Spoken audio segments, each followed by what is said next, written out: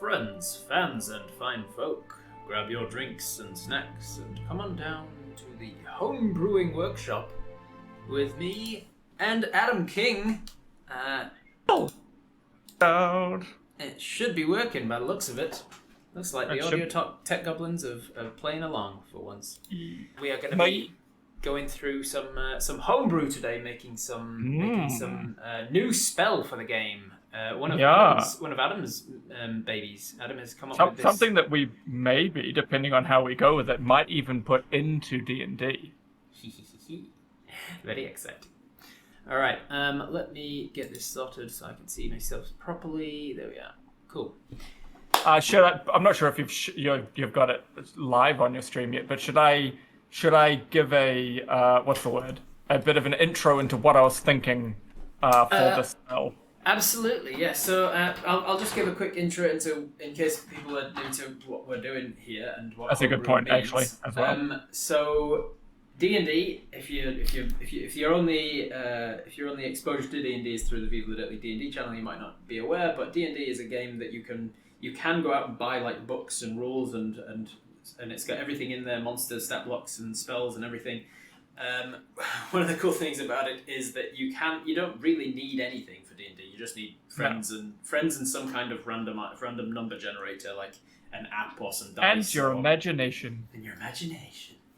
And so you can, if you are creative enough, you could actually come up with all of the monsters yourself. You could come up with the spells. You could come up with everything. And a lot of people who play D&D homebrew, i.e. they come up with their own stuff for a lot of different spells and things. So over my time as a Dungeon Master, I've come up with all sorts of new feats and spells and items and curses and all sorts of things for the game. Yep. Plug for myself, they're all available on my Patreon. So that's what we're going to be doing today. Adam has come up with an idea for what a cool spell would be. He looked through the different spells in the game and went, that doesn't exist in the game already. And he put it to me. He said, "Here's my idea for a spell. What do you think of it?" And I said, "Sure. Let's make a stream where I help you with my expertise as a dungeon master. I'll help you to balance it and like make sure." Yeah, because I've probably made it fucking broken. So it might be like super duper broken. As like he might not have realized if you were to use this spell in conjunction with this other spell, then it's completely destroyed the game. And so I need to help him. You've just ruined everything. Exactly. I didn't actually realize when I got into D&D that some of the spells that I already knew from like Baldur's Gate and other D&D games that I played that like melts my meteors and what's the rock hand one that I have called Earthen Grasp. That's what's the person's name though? Oh god. I always go with modern canons and it's not. It's something else. Anyway, I didn't realize that. Maximilian, thank you, Sir. Maximilian. I didn't realize that what are now some official spells used to be homebrewed things by big members of the D&D community, and they were like, "We love that spell so much, we want it to be a real thing." Basically, anything with a wizard's name in front of it, which there is a big push over the last few months to get rid of those. All of those spells have been renamed. So, Bigby's Hand is a great example because it was a guy whose playable character in the game was called Bigby. So. I've got your chat open as well. Is a spell called Don't Tell Everyone Your Fucking Name for Christ's sake, Baradun. That would be a good spell. Unfortunately, the issue with that spell, Ben, is it has the word Baradun in it. So I'm going to cast Don't Tell Anybody Your Name, Baradun. That reminded me. There's an old TV show called Dad's Army. Do you know Dad's Army? Mm-hmm. Yeah, it's a really funny British sitcom about like the militia kind of war. Yeah. Whatever. And in that, there's a section where one army member is trying to get one of the privates' names, and he goes, "What's your name? What's your name?" And then another one shouts, "Don't tell him, Pike." That's very funny. I like it. So the spell that you are wanting there, Ben, is Don't Tell Anybody Your Name. That actually exists already. There is a spell in the game called Gift of the Gab? I think it's called Gift of the Gab, and it's a second level spell, and basically it's a reactionary spell. You use your reaction to cast it, and the trigger of the reaction is when you've said something you shouldn't.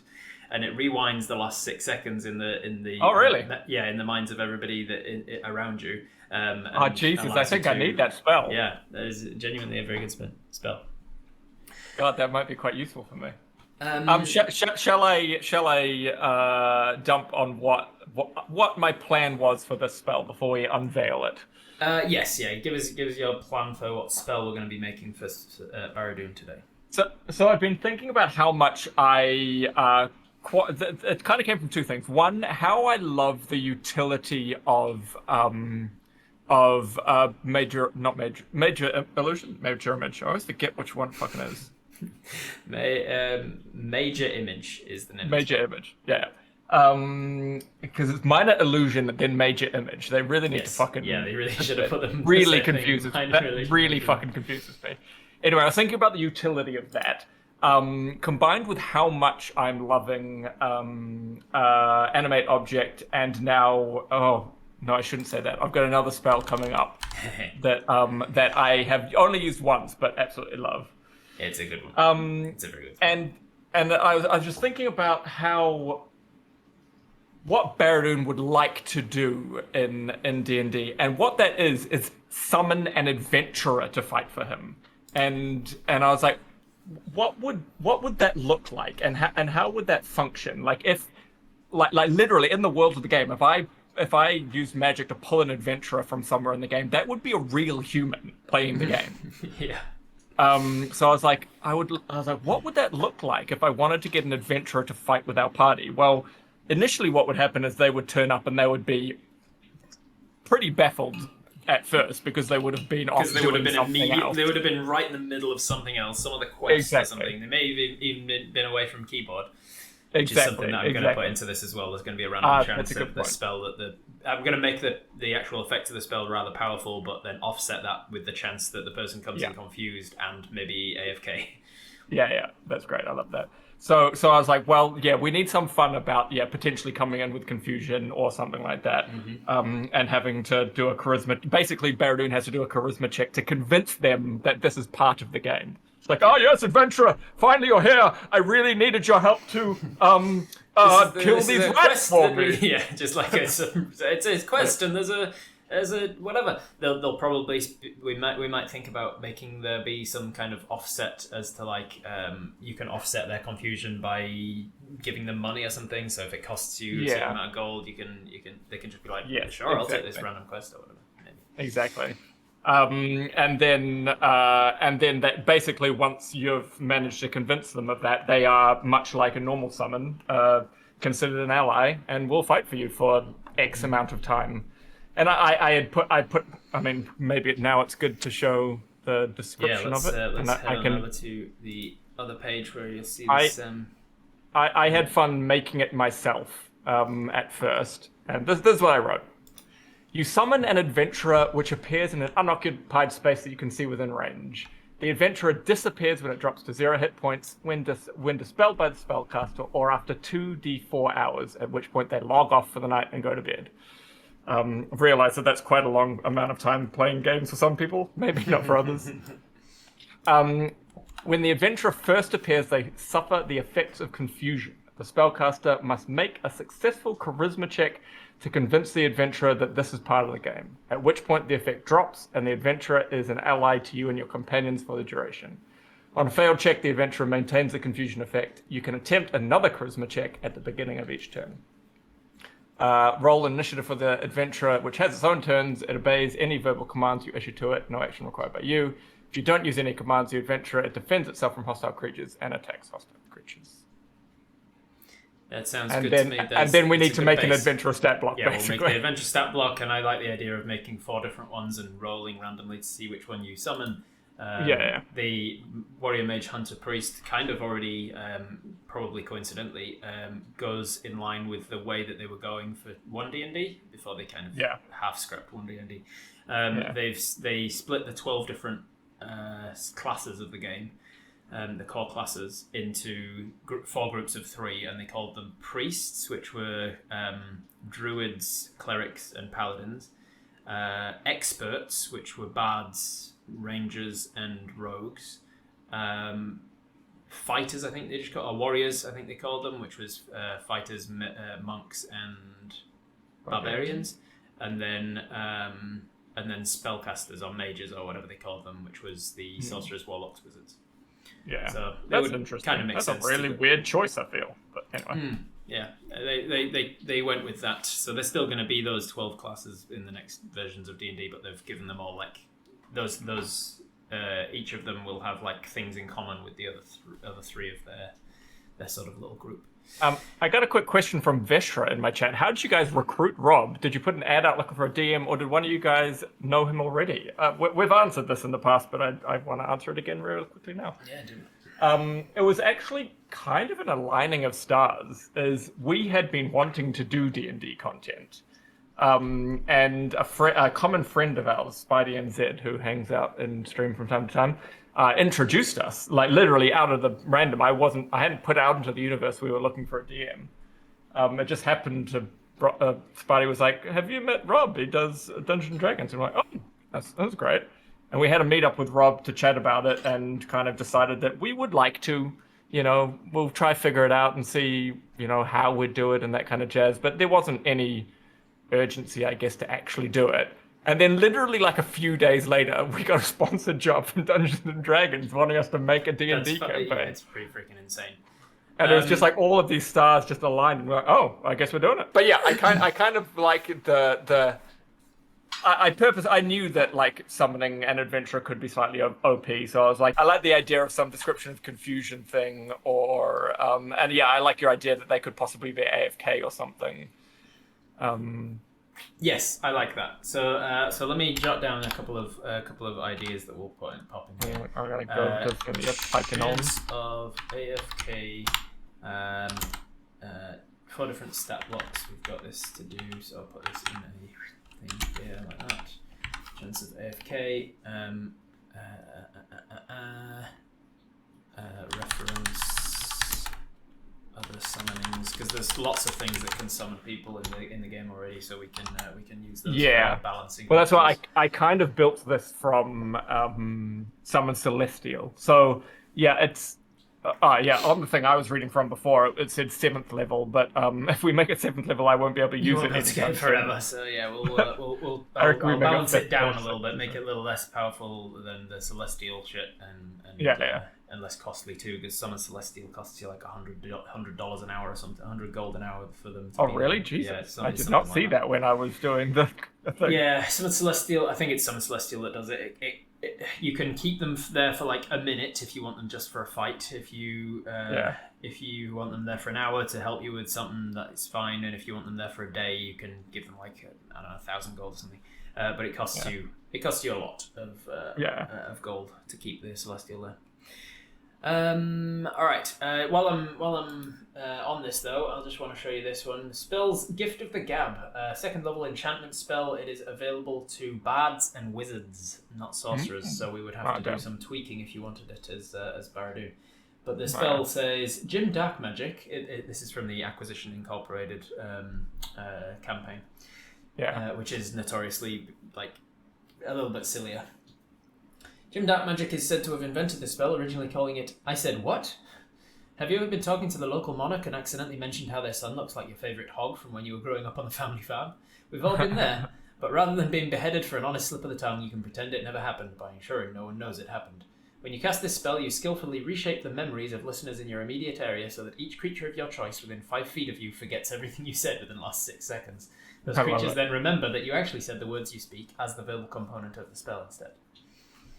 So yes, that's a spell that Baradun very much needs to find. I find that very surprising that sorcerers can't have that when it's quite obviously a charisma type thing. Yeah, true.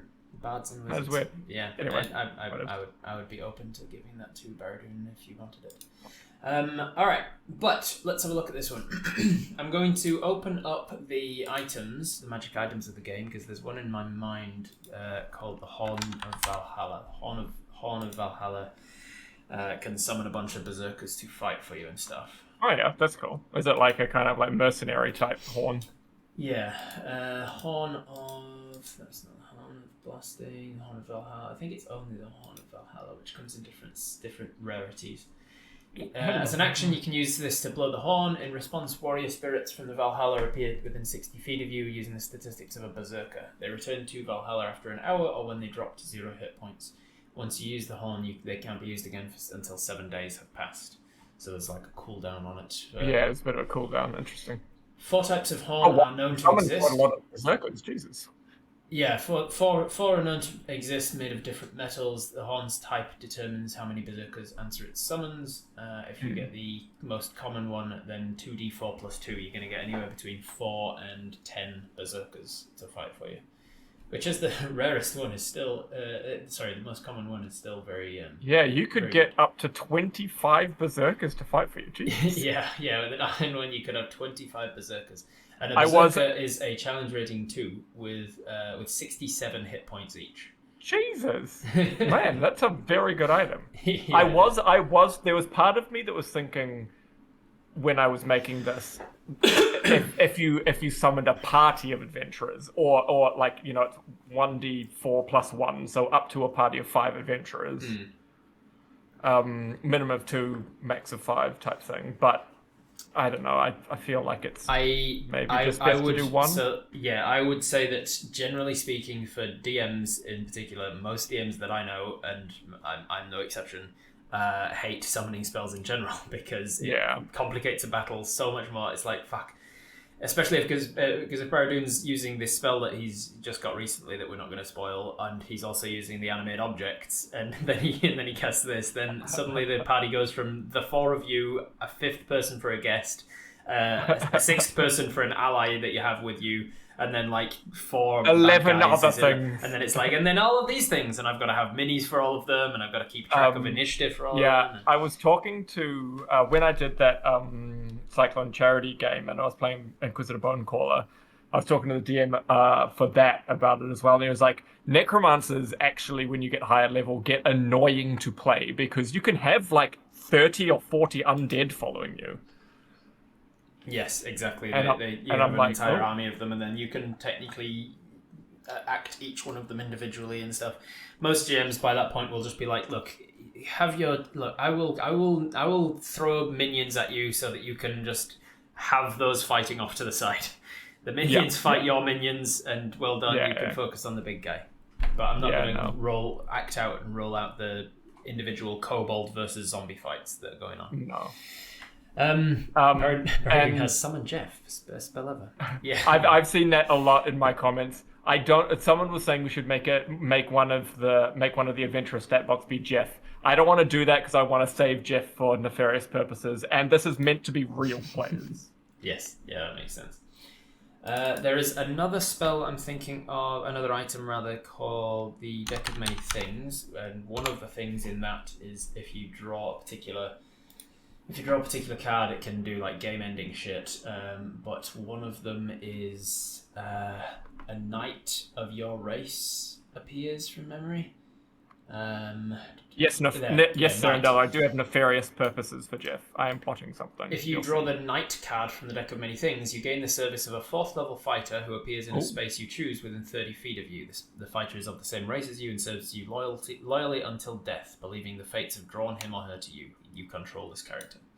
So would it for these 4 adventurous stat blocks we make, would it behoove us to make that type of thing be like a 4th level fighter, a 4th level cleric, a 4th level mage? So there's 2 ways to do it. Either you make it an X level whatever and give them an actual class and things, and then you would give them the stat block in the spell, or we do as the magic item did and just say use this adventurer uses the statistics of A and then give a named stat block that already exists, like Berserker. That's probably Mage, the best whatever. thing, isn't it? I think doing it that second way is probably the better way to just be like, use the stat block of a scout or a spy or an assassin, or these things already exist and they're named and somebody else has done balancing work of it.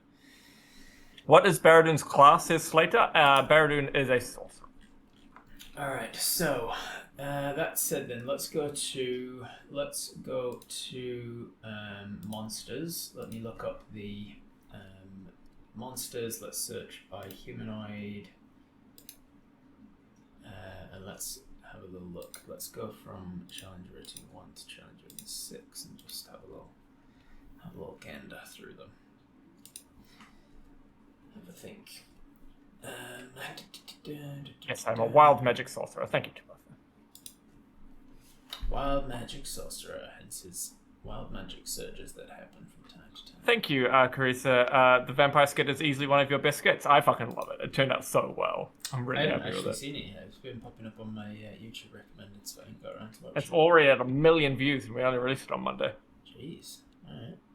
Holy moly. Bloody flash much. That's a fifth of your whole audience. I know, right? Also, congrats on 5 million. That's awesome. Yeah, thank you very much. We're almost up. The population of New Zealand is 5.12 million. Jeez. We're almost at that already. We're at 5.05 currently. Holy shit. That's insane to think about. Get the same number of people as everybody in New Zealand clicking. Yes. Yep. Yes, more of this. Alright, let's have a think. Spy. They're a little bit weak. They get sneak attack once per turn. They get the short sword and their hand crossbows and stuff. It's not bad, but it's I think challenge written 1 might be a bit low, so let's have another little look at other things. Out of interest, how many stat blocks are there for things like this? Probably hundreds, right? Like monster stat blocks in general? Well, these things you're looking through on your stream. I don't know what they are. These are monster stat blocks, but I've searched them by humanoid. I've filtered them by humanoid. Yeah. And then everything between challenge rating 2 and 6, and I still have 20 pages each with 20 things on it. So that's 400. So 400. There's 400 humanoids between challenge rating 2 and 6. Jesus Christ. Yeah. You could make the potential adventurers be siblings of Jeffrey. I want to 100% keep it away from Jeff. As I say, I've got plans. Rob knows my plans. This is something separate. We'll get to them eventually. Bandit Captain, hit point 65, multi-attack, 3 attacks with scimitar and its dagger. Or 2 ranged attacks with its daggers. And it also has a reaction to parry, to add 2 to its armor class. That's pretty good. That's about the level that I imagine, because any more powerful than this sort of thing, and you're getting into the territory of it's going to be a much higher level spell. Would you? So you have access to 5th level spells now. At the next level up, you get access to your 6th level spells. Mm-hmm. You won't be able to get this spell until your next level up anyway, because you can only. We could hold it off for that then, yeah. So it could be that I make it a 6th level spell, in which case we can actually keep it about the power level of the. Let me open up the spells again and grab the one that you based this on, Summon Celestial. Summon Celestial, yeah. Because I realised, I know I just kind of copied and pasted a lot of things, but I realised there is a lot of important nuance to some words in these spells, like it obeys verbal commands that you issue it, no action required, that type of jazz. Yeah. All those little taglines. So Summon Celestial... And probably Summon Celestial is very... Celestial. So there's the thing that they did rather annoyingly is that they, in 5th edition, early days, they had a bunch of spells out, like, I think it was all the...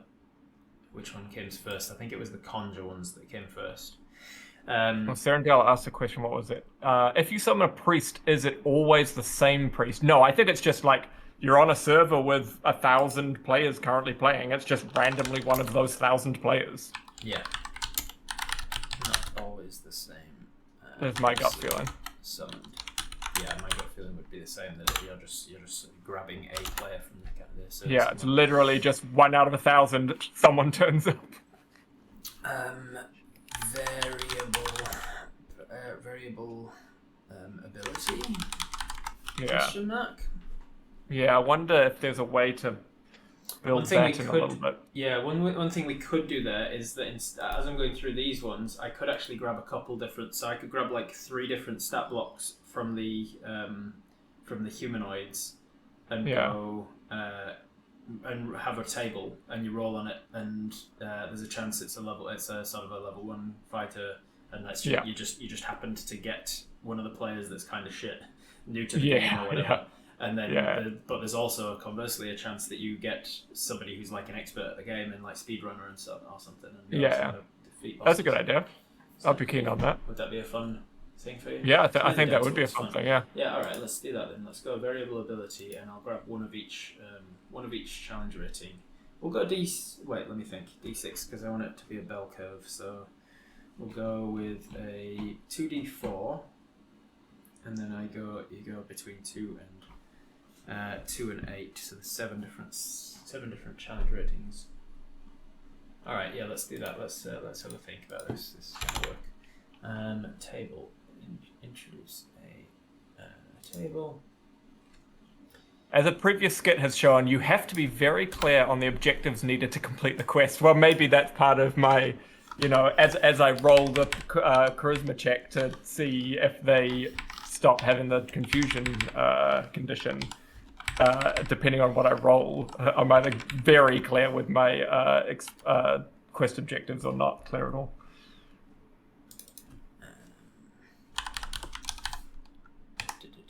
But that'll just come down to the role-playing of it, I think.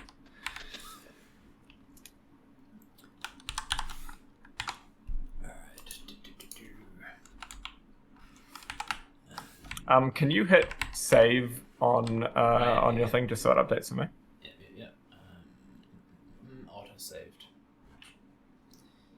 Hits that. Maybe I have to refresh actually. Yeah, you probably have to refresh. There it is.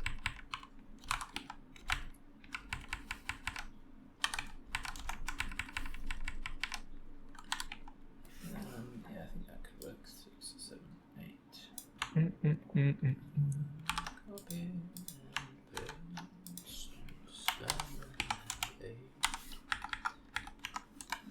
Because yeah, I feel like there's some. I'll talk while you're doing math stuff. I feel like there will be some like very fun and interesting kind of what's the word? Role play things happen when you've got like what is meant to be a real player randomly turn up. When you've got what is technically a real player turn up and be like, whoa, what the fuck? Oh shit, it's Baradun. Oh man, have I just stumbled myself into like a real high level quest?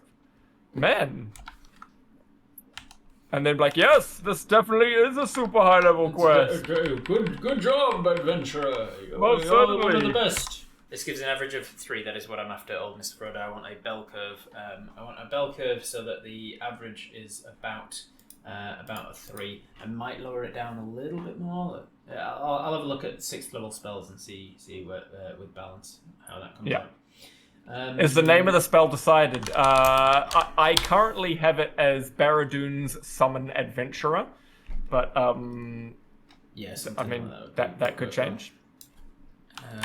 We definitely want it to have Baraduns in the title, for then when it invariably starts getting used by everybody enough to the point where we're supposed to include it in the official game.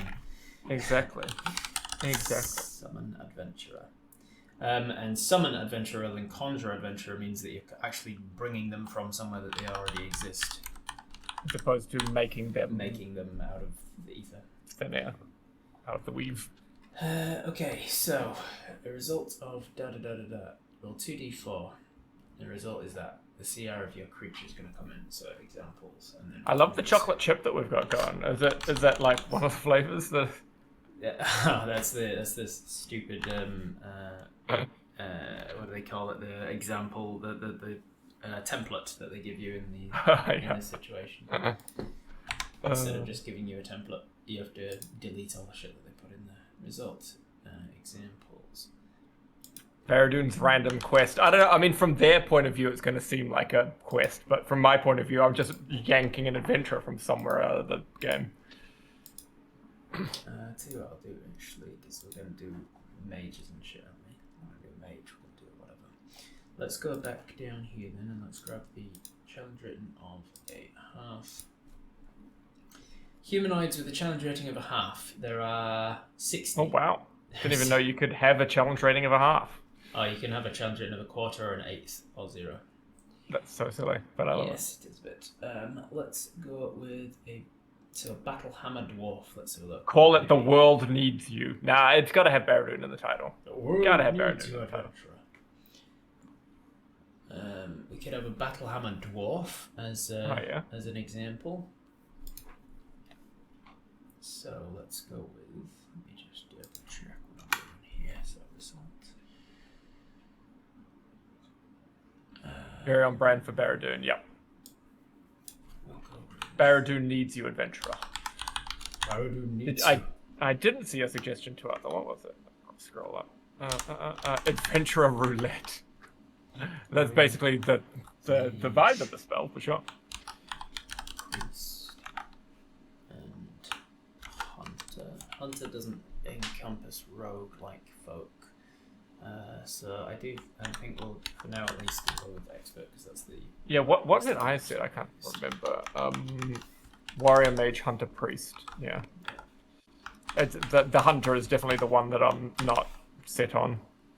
To be honest, it could be 3. Maybe we could have 3, because really what it is DPS, heals, and tank. Yeah.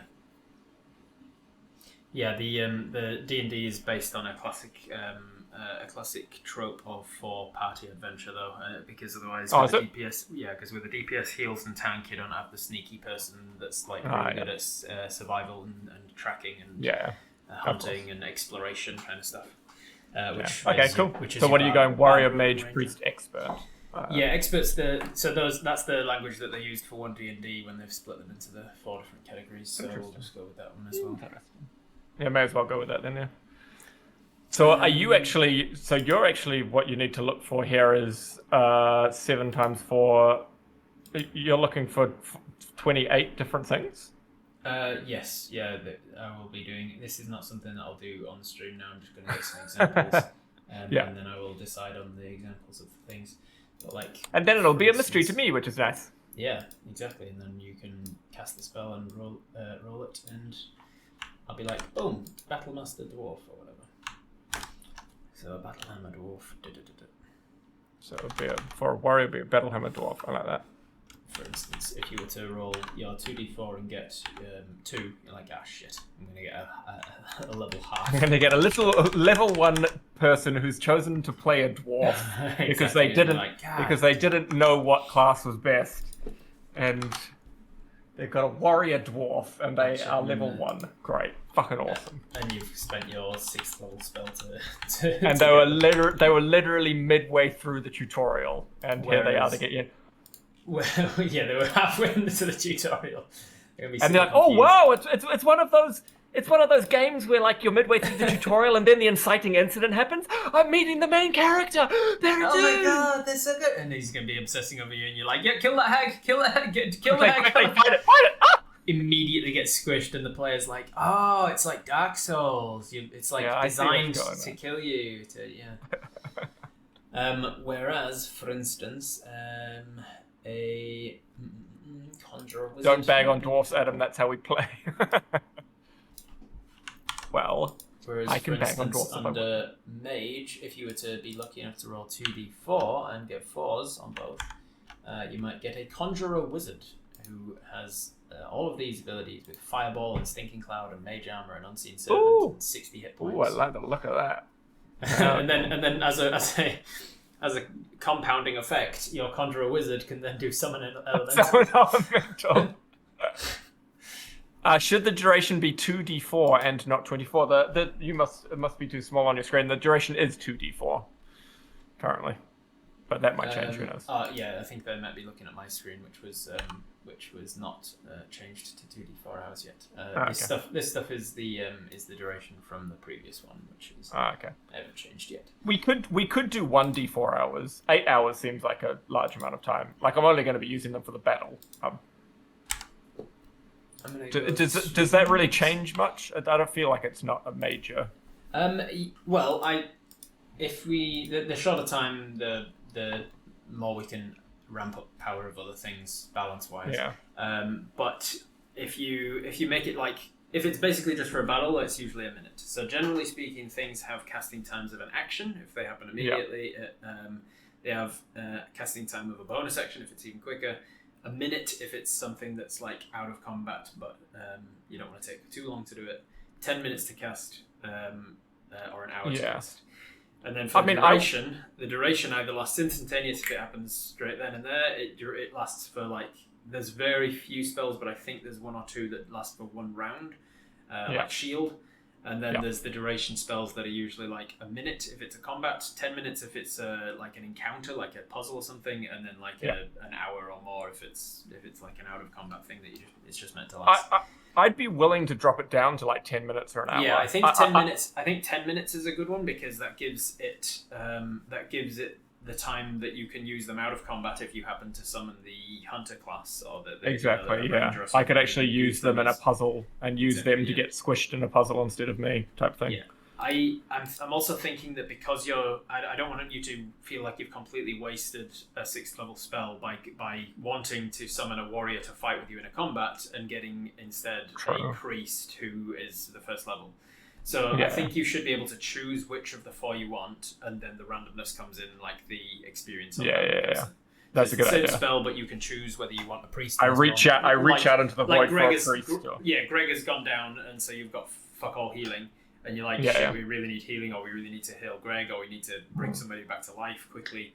You can cast your 6th level Baradun Summon Adventurer. Think about a priest. You get one of the priest class, druid, whatever. That's a good idea. Is that you're looking for somebody who can bring them back to life, and instead you get a 1st level guy who doesn't have resurrect or doesn't have resurrect magic, and he barely has healing at all. Something like that. Yeah, I like that idea. That's cool. Planar Ally is a 6th level spell about summoning reinforcements. Thank you very much, Sparrow. I will have a look at that one. I'm that guy from the Things. I am Lysaber the White, and we're currently today making a D&D spell for Baradun. It's also summon guinea pig, because I can imagine with a 10-minute duration, it could be really useful to summon the expert class to be like, hey, search along this corridor for traps, and you send them ahead. Straight, even exactly. Even if they fail to see the traps, they'll set off the traps and be like, bam, okay, well, there they are. Bye, adventurer. It was nice to have you. Thank you for your service. Did I get my quest items? Oh, that comes at the end of the game. Go to your local tavern. It'll be there for you. Bye. Planar allies. I'm just looking at the conjuring things.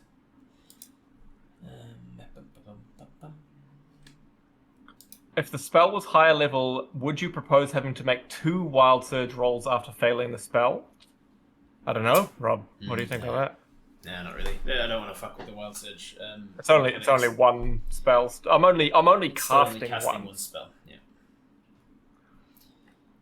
All right, let's have a look at Planar Ally then. It is a 6th level spell and takes 10 minutes to cast. We're going to change that to an action to cast because the point is that you might be using it in a battle. I want to use it in battle. Yeah, I can see 2 scenarios using it: 1 in battle and 2 in a puzzle mode where I want someone else to get squished. You need to have them search for traps or search for like tracks or something.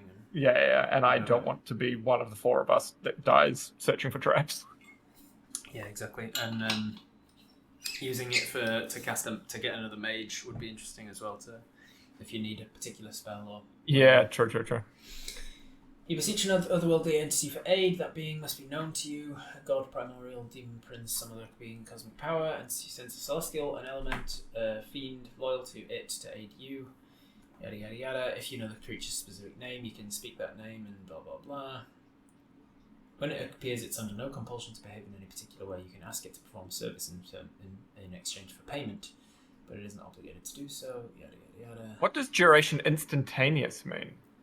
Means that the spell happens and then it's done. So, like in terms of dispelling, once you've conjured this planar ally, nobody can cast dispel magic or counterspell after he's already there because it's instantaneous. The actual magic of conjuring him is conjured. He's there. Now he's on the plane of existence. There's no magic keeping him there.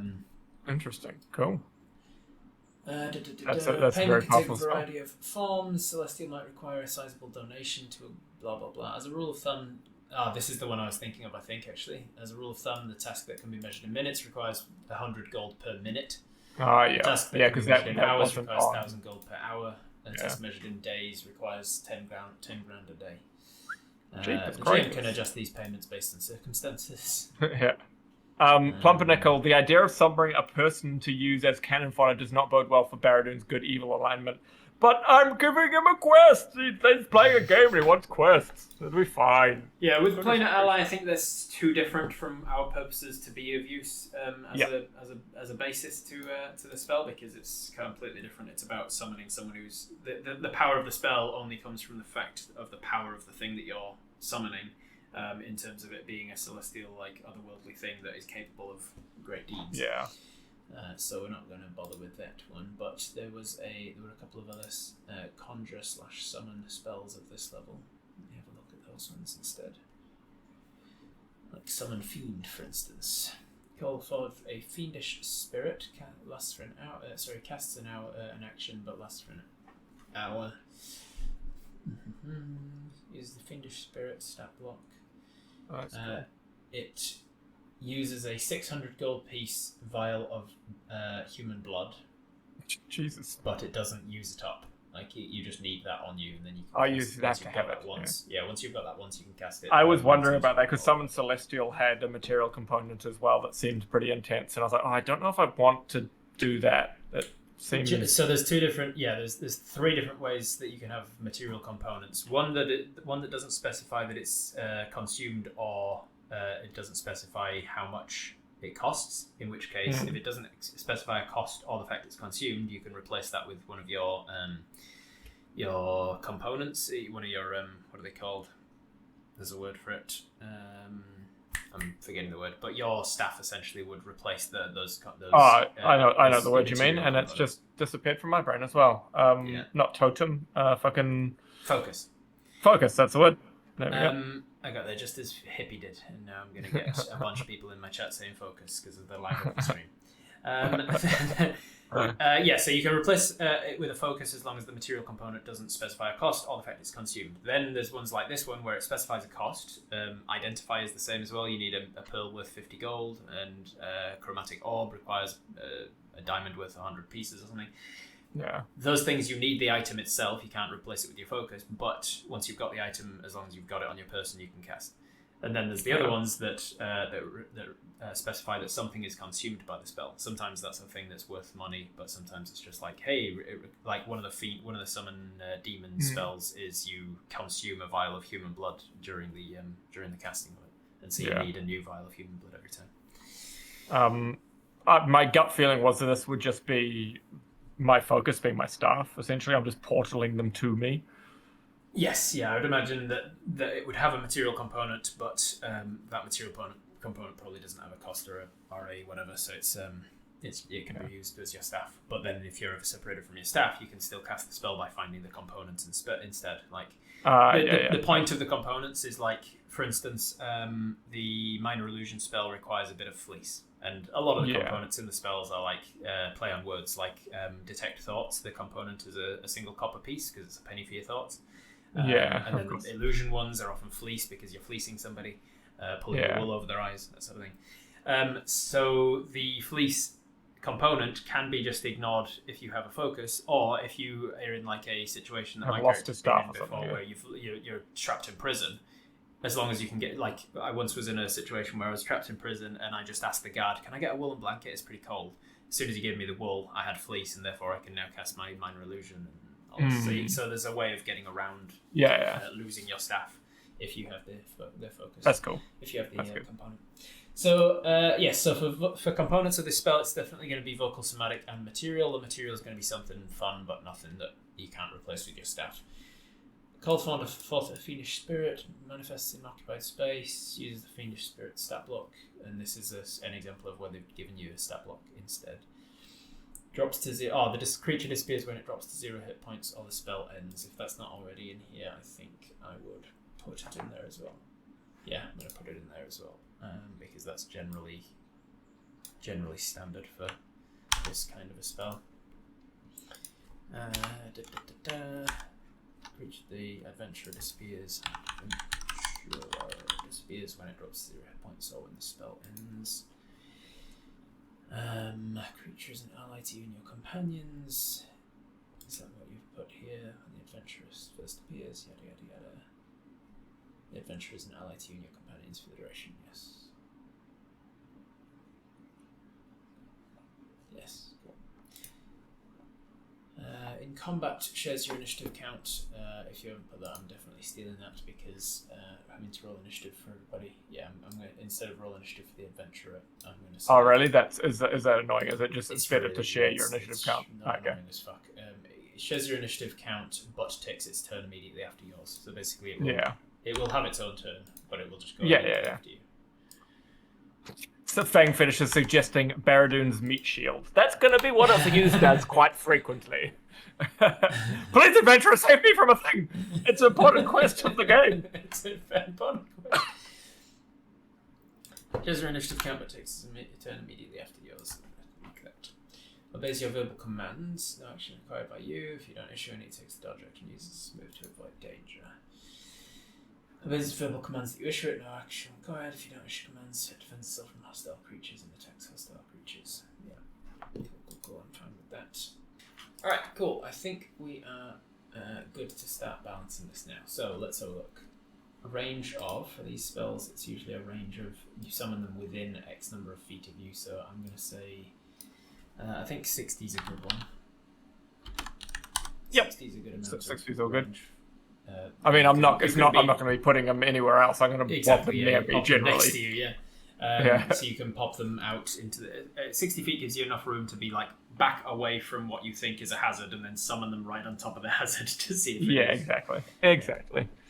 It's not very often I'm more than 60 feet away from something. What's a fun component that doesn't have a cost or is consumed but makes sense for, like, what would be something that would entice an adventurer just thematically to being, or something that that could indicate that you're manipulating the code of the game or something. I want to say like a fucking West ! But that's just a bit too fucking left field. I don't know where I'd get one of those if I didn't have my stuff. An exclamation, you just like have a cutout of an exclamation mark or something. That could actually be pretty funny, like a fake exclamation mark. A trophy of something. I mean, just because quest rewards are gold, like gold just makes the most sense. A gold piece. Yeah. A single gold piece? Because you'll always have one of those. Let's put that for now, and I'll mull on it. There might be something better. A gold piece. Alright. Duration, I'm going to put this to 10 minutes. Classes available to Bard, Cleric, I don't think. So let's see. Summoning spells of this nature. The nature cleric. Have Greg or Bodger grow you an exclamation mark. That's a good idea. These are all the ones that were there before. Bards, sorcerers, wizards, summoning adventures from other side of things. I see in your chat, Skimmick, saying a chest. That's not a bad idea. A loot it's chest. Like the reward chest. Yeah, I like that actually. A chest, a treasure chest. A chest. All right. You summon an adventurer. It makes it, because gold is a little bit lame, because of course I've got gold on me. Yeah. You summon an adventurer which appears in an occupied space that you can see within range. The adventurer disappears when it drops to 0 hit points. Oh, you already put that. I think I just copied that. Yeah. I just copied that from some Celestial or something. Yeah. Its hit points are dispelled by the caster, or as an action. Let me think. I'm just trying to think. If the thing is conjured and you're annoyed with him and bored and you want to get rid of him, can you dismiss him as a free action, or does it take you your action to concentrate and parcel him away? I guess does that depend on if I get any advantage from getting rid of him easily? Yeah, there's no advantage to doing so it's really just yeah. I can't imagine there'd be any advantage from making him leave easily. The only minor thing that comes up for those is like there are very niche cases where you might use the dismissal of him as a trigger for something else to happen. Like if you summon him, give him like a vial of alchemist's potion, alchemist's fire or something, then have him march into a place. unbeknownst to what's going to happen to him, and then like you're readying to just like, if it's no action required, a lot of people take that to mean you can do it even out of your turn. So during the goblin's turn, you dismiss the guy and he drops the alchemist fire and on the goblin's turn. It's very niche cases, and I don't think I see. Yeah. Hey, Spidey and Zed. Seems like a fun spell. Yes, the idea of that's exactly where the idea came from, is bringing a PC from elsewhere in the game into play with us. But so having said that, Rob, that would be an incredible waste of a 6th level spell. To deliver something like that, or to use him as a distraction, then run him down an alleyway and then have him disappear. Yeah, so like, yes, I could do that out of turn, but that would be a fucking waste of a 6th level spell. After 10 minutes. Would players be seen as NPCs in the context of the campaign? I'm not quite sure what you mean, Tuatha. In terms of how we play, the actual mechanics of playing, I guess it would be just seen as an ally that Rob voices, but I play. I don't know. What was the question? Would players, in air quotes, be seen as NPCs in the context of our campaign? Yes. Yeah, players in the players in the people who are playing the game of Skycraft are NPCs in this game. Yeah.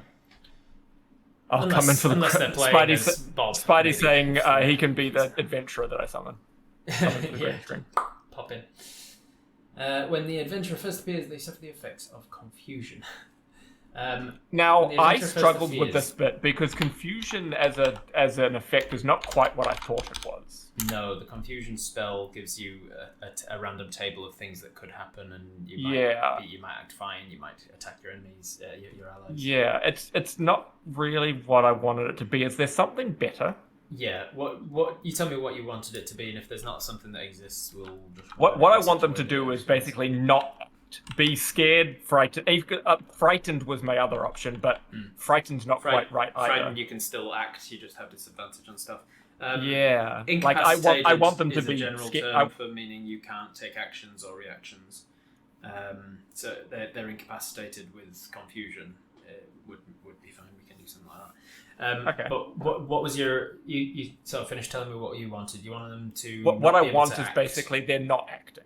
They're either running away or they're just staying still, not acting.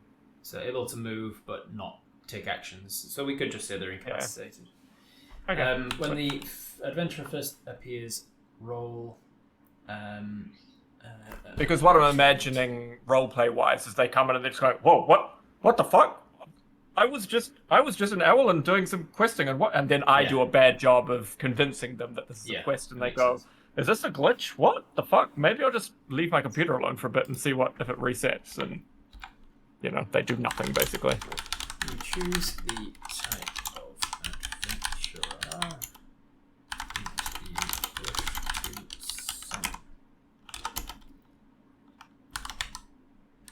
Warrior. Healer. I'm going to use healer instead of priest because druids being called priests, so there's always a little bit. Warrior, healer, mage, or expert.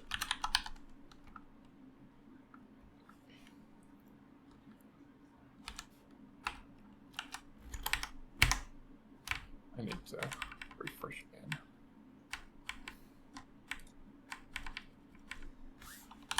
Then roll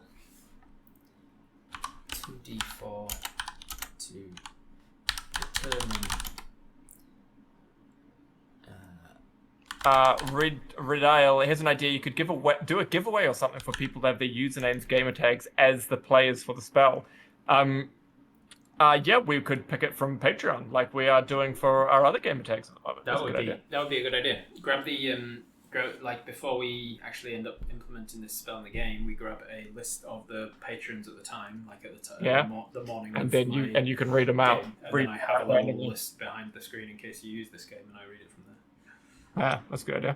Or when you know that you're going to be casting this thing in the lead up to it and other people's turns, you can quickly jump onto Patreon and quickly grab a name. I mean, that's also very easy. Like literally just go, okay, I'm on Patreon now and I'm just randomly that one. Yeah, that's also pretty that's probably the easier one. Why are people talking about Weed Steve? Right, yeah, because the Weed Steve from the Death Roulette that we did at PAX, where Zach Speaks Giant kept coming back as a guy called Weed Steve, and then people were donating to keep bringing him back after he's torn up his character sheet after dying, and he keeps coming back and having to piece it together again and again. Bring Weed Steve back. $100 to bring Weed Steve back. That's funny. I'm playing him in a game every Wednesday with Zach Speaks Giant, the Weed Steve. Oh really? That's funny. Yeah, he's a funny guy. He's a lot of fun. We're all playing siblings.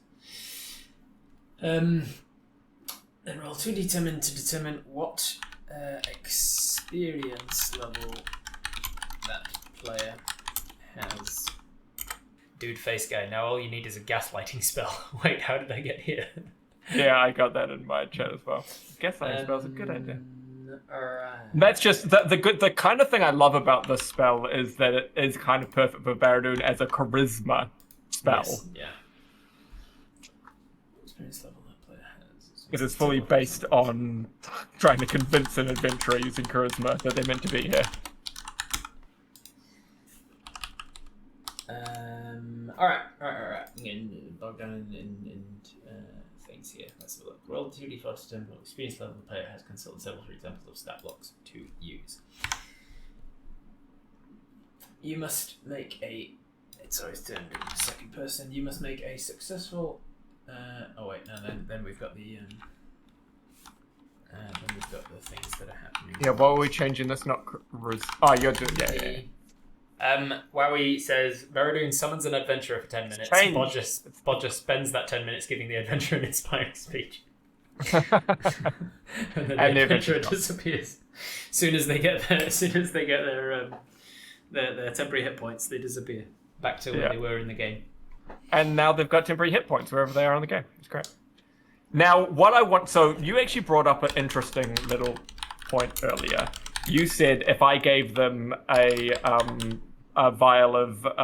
what's it called? The thing? Fire thing. Alchemist Fire. Alchemist Fire. If I gave them a vial of Alchemist Fire and then they despawned, they'd drop it. So we don't want to go with if I give them something, they go away with it. Interesting. Because if I was... I'm not necessarily trying to get rid of items that I don't want. I'm trying to think of like, if I'm like, thank you, adventurer, you did a fucking amazing job. Here's 10 gold as a reward. And then they disappear and then you just pick up the gold. That would be very funny. Do that? That would be very funny, but in terms of the game... Or do they go away with the gold? Like, do they actually get the reward? With it and actually get the reward? That would make more sense, I think, from terms of it being a video game. You are actually giving them a quest reward and they get to keep it. Because I also, like, there could be funny things like whether or not I'm fucking with them. Here's an item that I know is cursed because it's one of the thing. Exactly. And now there's a player with a fucking cursed item somewhere. Or there's an item you're trying to hide from somebody. Somebody's coming to get you and you're in a cell and you're like, fuck, he's going to find this thing on me. Summon an adventurer into the cell with me. You're like, here, hold this thing. And then just dismiss the adventurer and he's hidden somewhere in the game. And then there's a funny arc of you trying to find that adventurer. Find that one adventurer while they're logged in. While they're logged in as well. You've got to find out when they're logged in using a bunch of divination spells to ping you every time they log in. Then I kind of like that more, I think, as opposed to them dropping what they're holding. Yeah, I like that. So when they disappear, they... Okay, we'll put that down here to remember. Yeah. We've got the variable ability we're always doing with... Cast an illusion, act like you're giving the gold. Takes any items with them. So you have to be really careful to not let them like hold on to Bodger's hammer or something right before they disappear and shit. Alright, okay, so we're not making adventure step blocks, so that's done. We're just using ones that exist, because that's a lot less work. When the adventurer by the way, is items a very key word there? Because if you're holding your hand, you wouldn't disappear, right? Yeah, I'm not, this isn't the actual wording, I'm putting that down as a bullet point to remember to actually word it into the spell. When the adventurer first appears, you must make a successful charisma check to convince the adventurer that this is part of the game. I'm going to now need to say what a successful charisma check is. I do. Okay, don't remember. Yeah, because otherwise, like, what is a successful? What's the? Yeah. Of course. You must make a successful charisma check, DC what? So we want it to be something that. Do we want the higher level? The more useful they're going to be to you. Do we want that to be slightly harder for you to convince them that this is a part of it because they've played more of the game and they're like from a balance perspective? Yeah, they will have. Not necessarily, because if they've played more of the game, that means they will have likely met me, and so it would be almost easier for me to convince them in a way. Gotcha. So I think we just leave it the same. You could reward them in XP that they'll have already gotten from whatever errand you sent them on. That's or someone else said you could make a fake experience scroll as a reward, something like 50 XP for an hour. Only good on NA/SA servers. Yeah. I mean, right, that can all be. I think that can all just be the role-playing element of it. We're going to So what I'm going to do is I'm actually going to introduce another table here then real quick.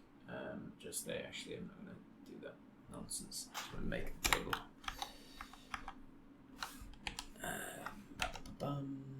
It's going to be, I think, that many wide. What are you making for this one for? The charisma check. Charisma check, and what the results of it are going to be. It's not just going to be a simple yes/no. It's going to be like a how many rounds they're going to be stunned for, essentially. Oh yeah. Charisma check. That's a good way of doing it. Instead of having to do a charisma check every round? Yes. Yeah. That's a good idea. You do it once when they first arrive, and how convincing you were is how long they'll be like, I don't know. Yeah, I like that. That's and good. You can repeat the charisma check maybe and something. Yeah. It's one option. Now I'm debating myself whether that's a good option. So the two options, let me think them through properly. The first option is, as part of casting the spell, you summon them, and as soon as you summon them as part of the same action, you give them a charisma check, you tell them that this is a game. And if you completely fuck it up, they won't do what you say for like 4 rounds. And if you do an average job, they'll go after like 2 rounds, and if you do a decent job, they'll start immediately, something like that. The other way to do it is it's a binary thing of like you do the action right immediately, and if you fail, they just don't help you, and then you have to use your action on your next turn to get them to do it again. And if you fail, they still don't do you. Yeah. And you just keep going until you actually succeed. Yeah. That is what I had initially envisioned, but I actually quite like this other version because it's kind of like that's what would happen is they would be sticking around for a round, and in that round they'd be seeing things and talking to you, and then eventually they'll be like, this must be part of the game, I guess I'll start fighting. Right. Yeah, okay, that makes sense. Baradun is the guy on the box art. This must be part of the game. It's weird and bad coding, but whatever, I'll start fighting. Just as an example, I'm just putting these down for now. Something like that. So let me think. How much do I? Because what is my 17 to 20? How hard is that going to be to achieve? Let me think. So 17 to 20. If you've got a my 0 modifier, you're going to get it like. My charisma modifier, is it modifier? Yeah, is 4. You're doing persuasion. Persuasion makes more sense to me. Well, it's +8, so yeah. I'm gonna be. It's not hard for me to get a 17. No. That's good. I like that.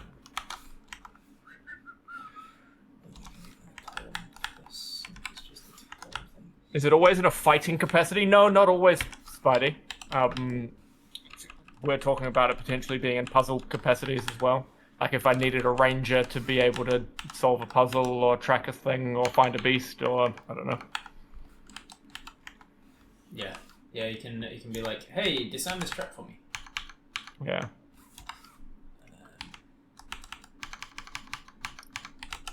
Or if I want a sentient creature to be something that gets squished. Instead of one of the 4 of us, we can send them into a stronghold or whatever to something. I don't know yet. So let's see. You've got a plus 8, so you're going to get this one more than half the time. You're going to get this one the vast majority of the time, because 3 or more has you this one. Yeah. And then you're never really going to get this one, because you're only going to get it on a nat 1 or 2. Yeah. And I can't get the below 6. Yeah, you can't get that one, but I'll put it in there because we're creating this spell for other people to use as well when they...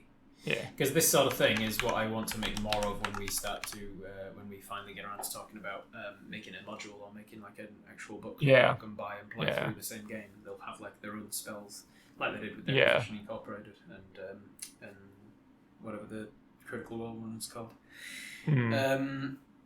Yeah, I want to have the NPC men Azarim campaign or whatever, and a bunch of have a lot of like these Bob's things. Bloodbath and Baradun's Summon Adventure and stuff. Yeah. Awesome. Okay, so let's have a look. Is it just 3 rounds, 2 rounds, 1 round? Yeah, or? I'm thinking it might be. The adventurer will be incapacitated. Yes, I need someone to stand on their shoulders, Spidey, or give me a piggyback, or give me a massage because I've got sore shoulders from carrying the team. That's probably what it might mainly be. Someone give me a back rub, a back sweating. Choosing to help something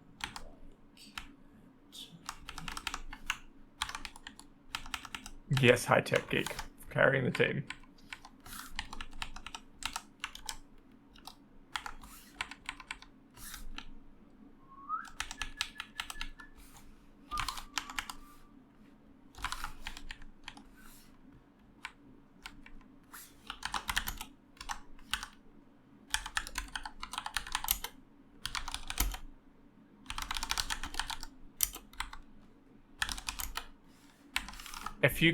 If you ever can summon more than one, they can just carry you around on one of those throne chair things. I mean, I guess if how many at level 20? How many level 6 spell slots do you have? Do you know? I can figure this out. Just the one level 6 that you only ever get, but you'll also have a level 7, level 8, and level 9. Oh, of course, and I can just upcast So it. you can upcast it and have 4 of the adventurers for 10 minutes carrying you on a what are they called? What are they called? Ah, I do know the name. Yeah, same. It's in there. Oh God, what is it? It came to mind and then it just went again. Palanquin. Palanquin, that's it. Yeah, not a pelican. Not a pelican. Palanquin. A palanquin. Not a pelican. I'm carrying you on a pelican. Oh, we're gonna get a bunch of palanquins in my chat as well.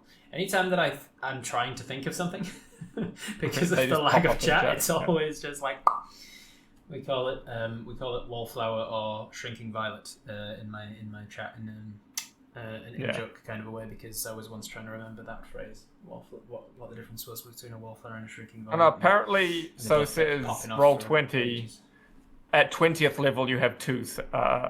At 20th level, you have 2 6th level spell slots. Is that right? 2 6th. I didn't think you ever got 2 6th, 2 7th, 1 8th, 1 9th. Oh, okay, cool. So you could have. So I could have 6 of them if you want. I could have 6, yeah. But if you roll really unluckily, they might all be like level Challenger in 2 and less. Yeah. By the time you're 20th level, even summoning a Challenger rating 6 mage is significantly less than you. Yeah. Can the spell be cast at a higher level? Yeah, I guess so. You can cast any spell at a higher level, even if it can't be upcast, right, Rob? Correct, yeah. In my games, I always try to give some reward for upcasting, even to the spells that don't specify that. So I might increase the duration of them if you upcast it, or I might make it a little bit more powerful, or like for a spell like this, I might allow you to add 1 for every level above 6th level that you use. You might add 1 to your check to see what they are. So you roll 2d4 plus 1 if you've cast it at 7th level, 2d4 plus 3 if you've cast it at 9th level. Because then you're increasing the average of what you're actually going to get from it. Something like that's probably what I'd do with this one. When the adventure first appears, you must make a successful charisma check. Charisma successful. Where is it? Successful charisma bracket Persuasion. Basically just using up the spell slot for a lower level. Yeah, it's just if you don't have a 6th spell slot, you can use a 7th spell slot, which is not obviously the best idea, but if it's what you want to do, then... Which is why I always like increase the odds. Like for instance, a really good example of it in my games, and you can find these house rules on my Patreon. For Dispel Magic and Counterspell, rules as written, if you try to cast Counterspell on a spell that you're not sure what level they're casting, but you're trying to edge your bets by upcasting it to 5th level counterspell. What that says, rules as written, is if the spell you're trying to counter is 5th or less, then you just counter it, no issues, no checks required.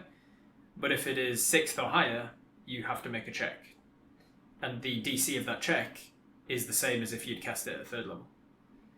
So you've wasted 2 level. You've wasted a 5th level spell slot for a 3rd level for what could have been a 3rd level. So what I've done in my game is the DC for the counterspell or dispel magic is always relative to how many levels between you there are. So if you are trying to dispel a spell that you know is 9th level, and you don't have 9th level spell slots to cast the counterspell, you can still upcast your own counterspell, because then you're lowering the DC that it's going to take to actually succeed on it. So basically, there's always a benefit to upcasting the spell.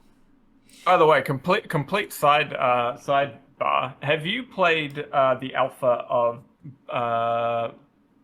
fucking Baldur's Gate 3? No, I haven't. Not yet. It's been on my to-do list for when it actually gets released. The game's actually getting released at the end of August, and oh man, it's so good. I'm really looking forward to playing it. Such a good. Even the alpha is phenomenal. I've heard a lot of good things, but I also just don't really like the whole thing of video games going here, play this thing before it's finished. And so I was like, I'll play it when it's released. Yeah, so me and some other D&D streamers are gonna play through it together as an adventuring party. It's a cool idea.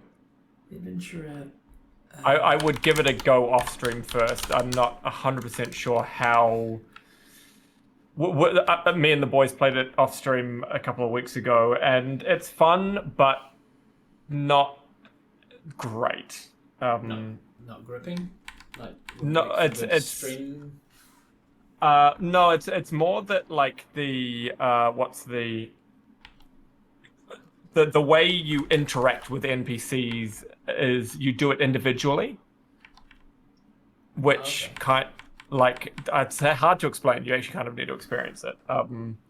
But it's something. But you do it individually. But if you cause something to happen, it happens for everyone. So if you talk to an NPC and say "fuck you," they'll fight you, and now everyone's in a fight. If you progress the story with an NPC and the story's progressed, and the other people didn't see it and weren't part of it, they weren't even with you. They weren't even with you. They were down the road talking to a vendor or something. So it's kind of weird in that way. Right. Yeah. Isn't that how it was for Divinity? Yeah. It was. Divinity. Yeah. Yeah. That's one of the things I didn't really like about Divinity when I was trying to play through it with some friends, and we were kind of role playing it a bit. But one of the friends I was playing with is notorious for being I've gone off and done this thing now. Even when we were playing Raft together, it was oh, you've fought the rhino shack without us. Okay, cool. Which in something like Divinity, Raft, I was I can't follow. I was I can't follow the story because I don't know what's happening in Divinity. Exactly. That was the issue. It's the story's kind of split into 4 basically, or it's split into 1. That person that just railroads themselves. Yes. Yeah. And it's oh man, I'm over here dealing with my inventory and fighting random goblins, and you're talking to all the NPCs and railroading the story. All right. The adventure then becomes an ally to you and your companions for the duration. In combat, the creature shares your initiative count, but it takes its turn immediately after yours. If they obey any verbal commands that it issued to it, no action required. If you don't issue any commands to the adventurer, they just defend themselves. They defend themselves from hostile creature and attacks hostile creatures. Do I want them to attack hostile creatures? I didn't know how to phrase that. It was weird. I took it from a couple of different spells. It was poor phrasing on my part. I'm not sure if... Defend themselves from hostile creatures. They take the dodge action. Yeah, because they're a player, so they would be attacking hostile. They would. That's the. I couldn't actually find a spell that specifically was they defend and attack. Because normally the action you've told them is attack, and so usually someone will like take the dodge action or whatever. But it makes sense in this situation where it's a player in the game who's going to be like, oh, attack hostile creatures. Yeah, a player's default would be to attack something. Maybe can you just say they use the attack, a basic attack or something? They act under their own. I was going to say under their own initiative, but I don't want to confuse things with mechanical terms. They act under their own. What the fuck is the word for initiative that's not initiative? Initiative synonym. Capacity, drive. Capacity, yeah, they act under their own capacity. Defending themselves and attacking those hostile to them. Defending themselves and attacking those hostile to them, or which I guess that just comes down to the DM, doesn't searching for loot. Yeah. I guess that just kind of comes down to you. It's like, Adam, you didn't do anything with him, so you now didn't tell him to do anything. So this guy is a random player, and he's going to go. And it turns out he's one of those players who has to open every drawer and everything in every room. So he's going to go over here, and he's going to open up the drawers while you guys are fighting. Yeah, prerogative's a good word. Serendella brings up a good point, but I think this is covered already. Does the adventurer know who's friendly or hostile? I think that just comes. Excuse me, from my charisma check. It comes from your charisma check, and it'll also come from their point of view. They'll see a bunch of stuff that you're not seeing, the UI overlay, and they'll see like a little red ring around those who are hostile, and a little green around this, whatever. They know exactly who to go fighting. Yeah. Takes any items with them. I'm going to put that in a second. I'm going to put it in here somewhere. Of course, game mechanics, Serendella. It's a video game.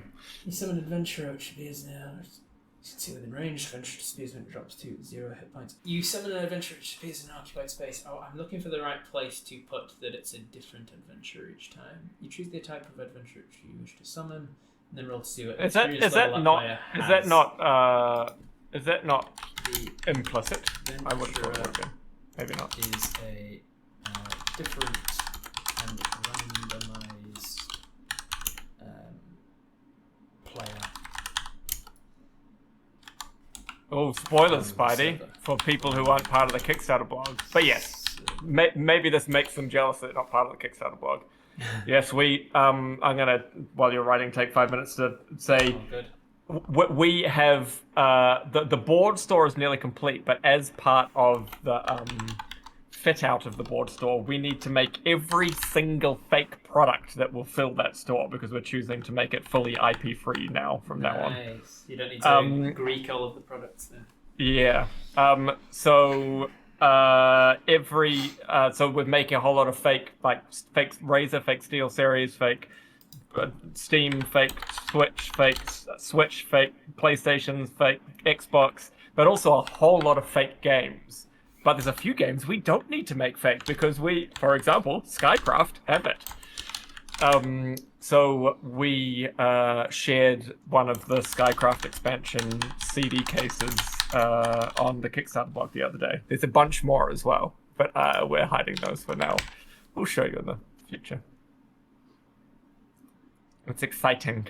It's very exciting. And then there'll just be a million little Easter eggs in the store for people to slowly see over the years. On all of the boxes, on all of the gift cards, all of the USB sticks, the mouse pads are called flat clickers, all that kind of jazz. Easter eggies, so many of them, so many of them. Our art department are working incredibly hard. I bet, man. Is that like a Patreon thing that people can, like high-level Patreons can suggest products that could be in the background of things? Not a bad idea for the future, yeah. Good blog content for the future, yes, a lot of it in the future, Serendell.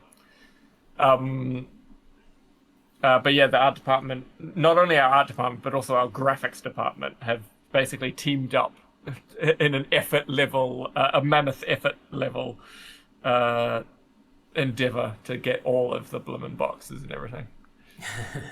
You summon a random adventurer played by someone on the server at the time, who appears in an unoccupied space you can see within range. The adventurer disappears when it drops to 0 hit points, when dispelled by the caster, no action required, or after 10 minutes, at which point they log off for the night and go to bed. You choose the class of adventurer that you wish to summon: warrior, healer, mage, or expert. Then roll 2d4 to determine what experience level that player has.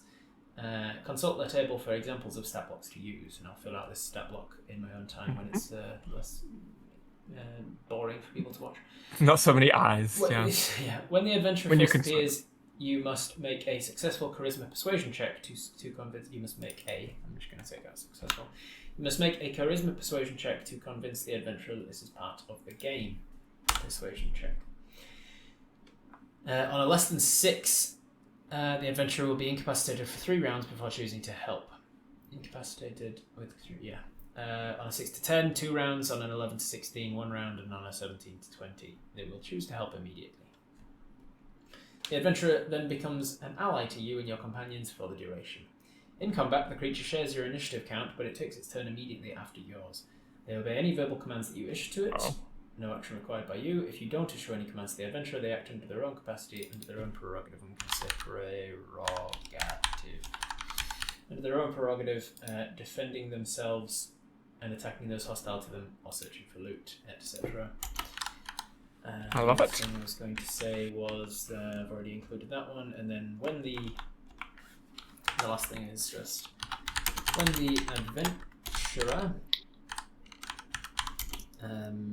the adventurer disappears for any reason, any items or equipment worn or carried by them disappears with them. Yeah. Disappears with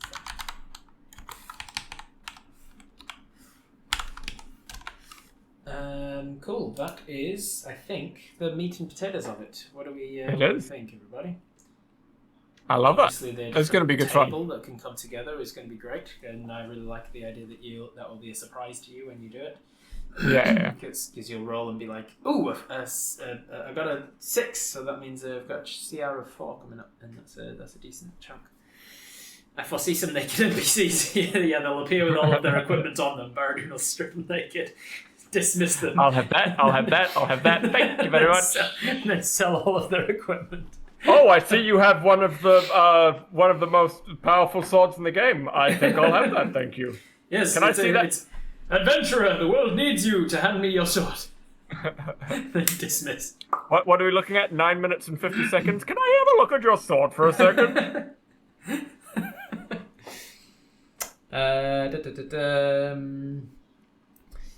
Skull of Raoul, I'll be taking that, thank you. I'd say this should last 1d6 times 10 minutes, that way you could go into a battle prepared, because with a 10-minute speech, or some puzzles could take a while. That's a good point. That is a good point. Maybe I'll up it to the last an hour. Because then you're more likely to puzzles could take a while, and like having them around for an hour. Yeah, that's a very good point, Professor Clunk.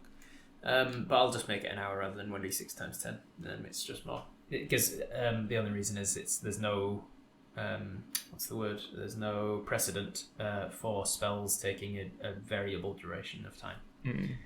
You just have to change it in the text as well. Change it in the text as well when I've set it down 10 minutes there after 1 hour. You can always dismiss sooner. Exactly. If I wanted to, if it's awkward having them hanging around, which it will be, I'll just dismiss them. It'll actually also be really good for things like, the battle only takes a minute or less. And now they're around for 59 more minutes. I go, adventurer, your next quest is to clean up the mess we made while we head off and do something else. Thank you, adventurer. I've just changed something a little bit here. You can spend it spell early. No action required.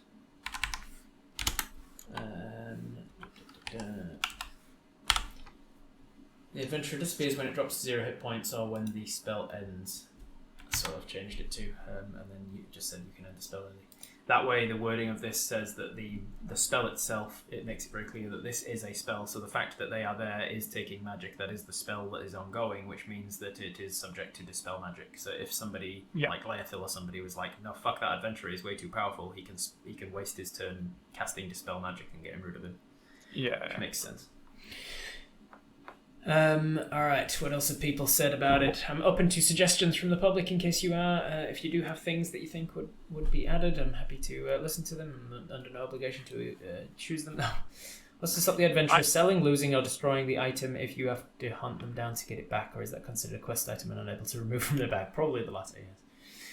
Be afraid. Can we put the adventurer in a horse pocket? Sure you could. It's large enough for a horse. Horse bucket, yeah. The adventurer, unless you summon the adventurer, and I randomly determine that adventurer is a centaur class, a centaur species, fighter or whatever, centaur fighter, and then you're like, oh shit, too big for a horse bucket now because he's a horse plus. Dismissal should be a command word, says Lish, and that command word should be Alt F4. Hey, adventurer! Did you know that there's a real secret way to beat a boss, the Dark Lord of the game? You press Alt and F4, and you can end the spell early by convincing them to press Alt F4. No action required. I love that. That was very funny. What happens if the adventurer puts you in their horse bucket and logs off? Then you're fucked. They don't have a horse bucket. Adventure in stasis mode while logging off along with all their items, so you'd have to wait till they log in again. Yeah, yeah. Sup, how's it going? What's this tool? This is a website called homebrewery.naturalcrit.com. And I use it to make things look like the 5th edition stuff. It's very useful. Here's a shovel. Bury these bodies for me, yes. Oh, yeah, definitely. Doesn't Alt F4 ban them? No, Alt F4 just Alt makes F4 them closes go the window. goodbye. It's a thing that if you hit Alt F4, it closes your windows that are open at the moment. They just go bye-bye. Not sure if it said, but would more time passing increase the probability of low levels since Greg and Bodger aren't available for initial low-level progression quests? That's very funny, but no. Yeah, Greg and Bodger aren't the only people in the game that do low-level progression quests. No, there's lots of people. Lots and lots of NPCs. Adventure earns the achievement Baradun's Goon. Yeah, Baradun's Gopher. Is it a concentration spell? No. Baradun casts it and then can concentrate on other spells as well. Yeah. Which is annoying because then he can cast this and then also cast animate objects. Well, that'd be great. And then I can have some chairs fighting with my adventurer. And then Baradun just sits back and is like, sits back on a rock and just goes, I don't need to do anything. All of his rocks are fighting. The adventurer's like surfing into battle on an animated surfboard.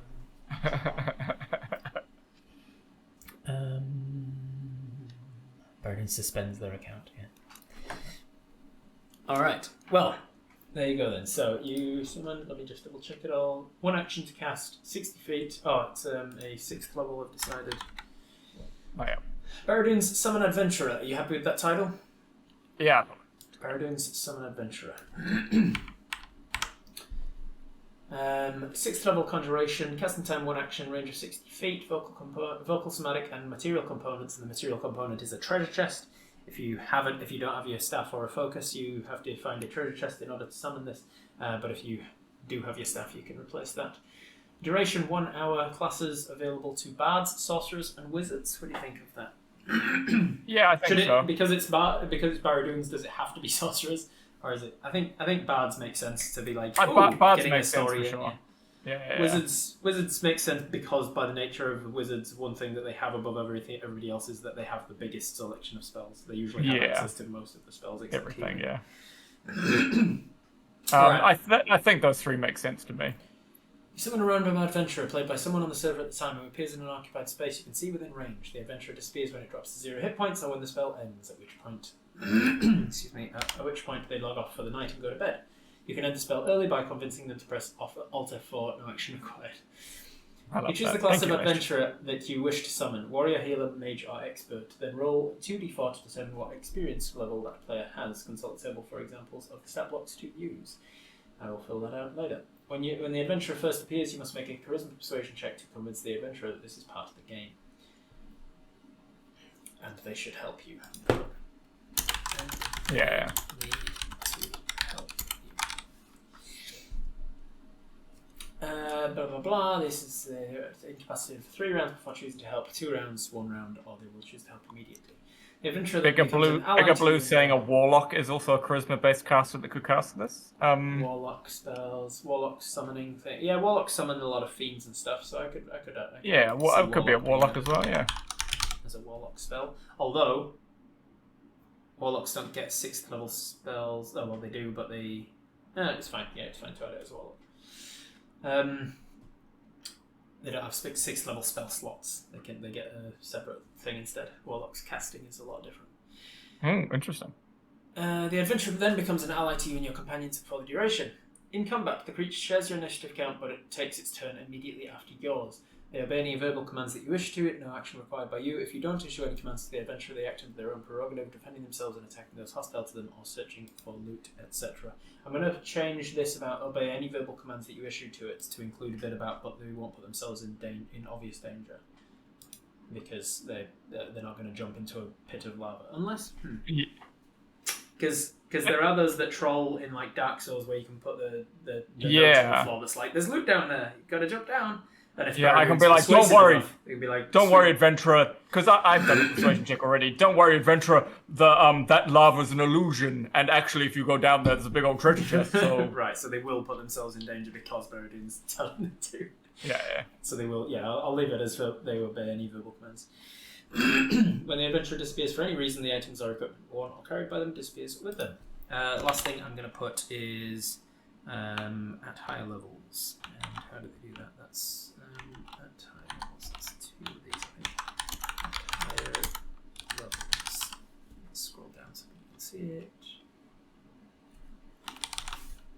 At higher levels. If you cast this spell using a spell slot of 7th level or higher,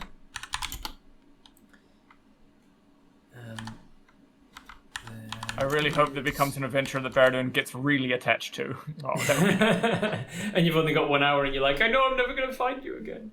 What you'd have to do then is give them a very unique item that they can take with them, because then you can cast Find Object on the item. Yeah. Hold this, never let it out of your sight, never sell it. It's a very powerful blah blah blah. Or once I eventually get teleport, I have given them something that means I can teleport directly to them. I'll take some of their blood before they go, because then you can always find them. There is a bonus to the. What do I call this? Experience level roll. Correct, Sarandella. It's not concentration.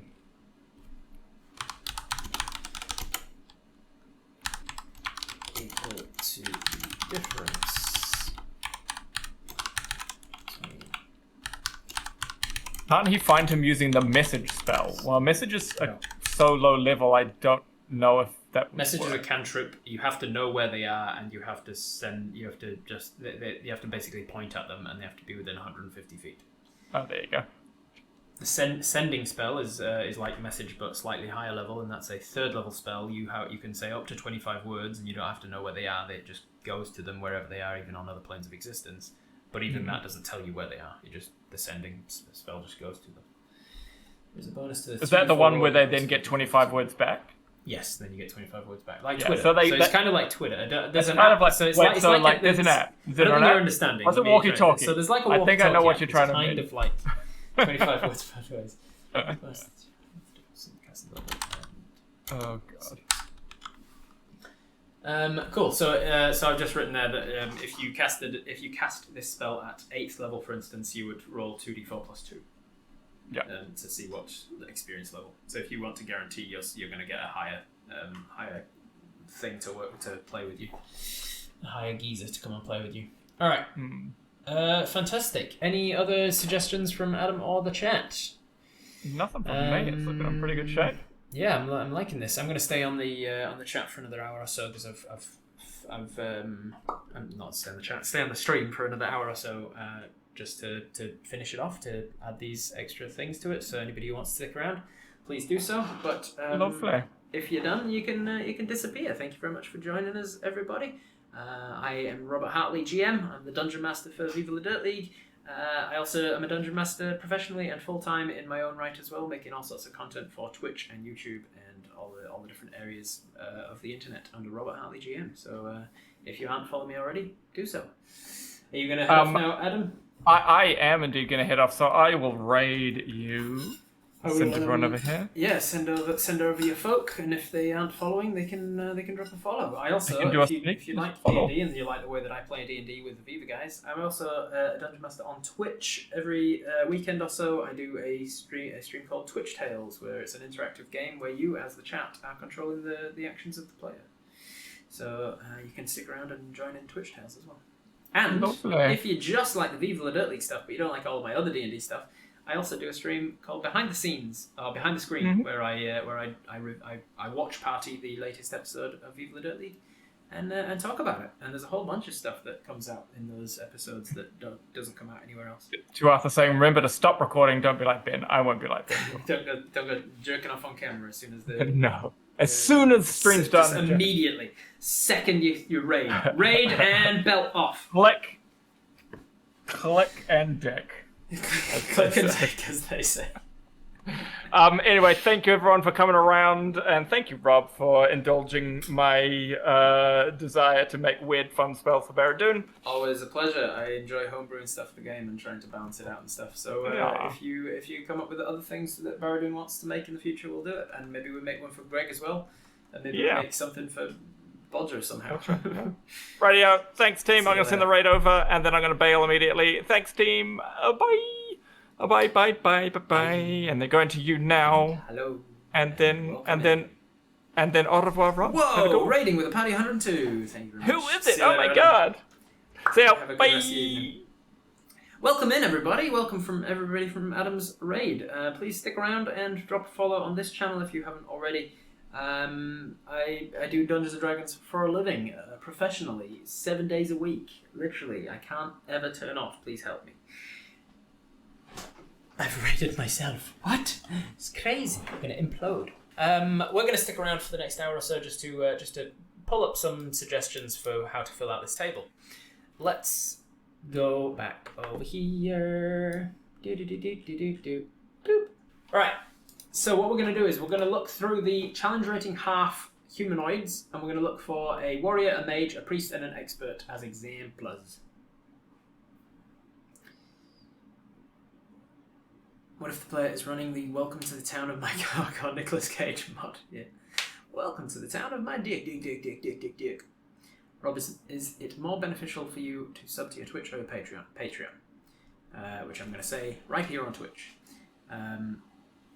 Twitch takes half of your subscription. Patreon takes like 5 or 10% of it.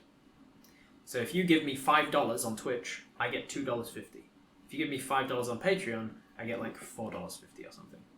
I had a question about this spell. Could the spell be cast multiple times so you end up with a whole party of summoned adventurers? Yes, it can. It's a 6th level spell, so you're going to have multiple 6th level spell slots for it. And you're only going to have a whole party of summoned adventurers for an hour at most, and they're going to be challenge rating 6 at most. More likely challenge rating 3. So yes, you could, if you wanted to spend your 6th level spell slot twice, and then 2 of your 7th level spell slots as well, then you could have 4 adventurers. If you wanted to go your 8th and 9th as well, you could have up to 6 just on your own. But those adventurers are all players, and they are under no compulsion to do as you ask, at least for the first 3 rounds or so.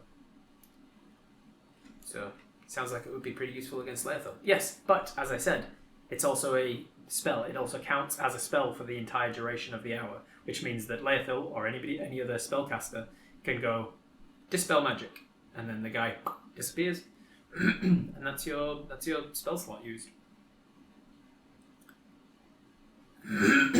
I hope they do that to play a party once just for the fun of it. Yeah, it would also be very fun for Baradun to go 1, 2, 3, 4, get 4 adventurers, and then go, right, PvP, us versus you, just for the fun of it, and do like play a party versus party PvP.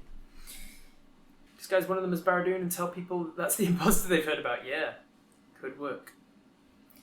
What sort of sources do you want to draw from for these stats? So I'm not going to be making stats. I'm going to be going over to D&D Beyond, and I've already searched for all of the monsters and then filtered by humanoids of challenge rating 6, for instance. So since I'm already on 6, let's go with that. I'm looking for warriors, mages, priests, and experts. Warriors, mages, priests, and experts. So, let's go with a Durgar Warlord. That could be a good warrior, couldn't it? Let's have a look at them. What have they got? Jesus. Challenge rating 6. Got a bonus action to enlarge or reduce himself. He's got a reaction to give an ally a d6 onto their roll. He's got multi-attack, can make 3 psychic attuned hammer or javelin attacks, and then call to attack. Psychic attuned hammer, javelin, and call to attack. Jesus, up to 3 allies within 120 feet can use their reactions to make 1 weapon attack. So that would be a Bodger hammer slam with a rage.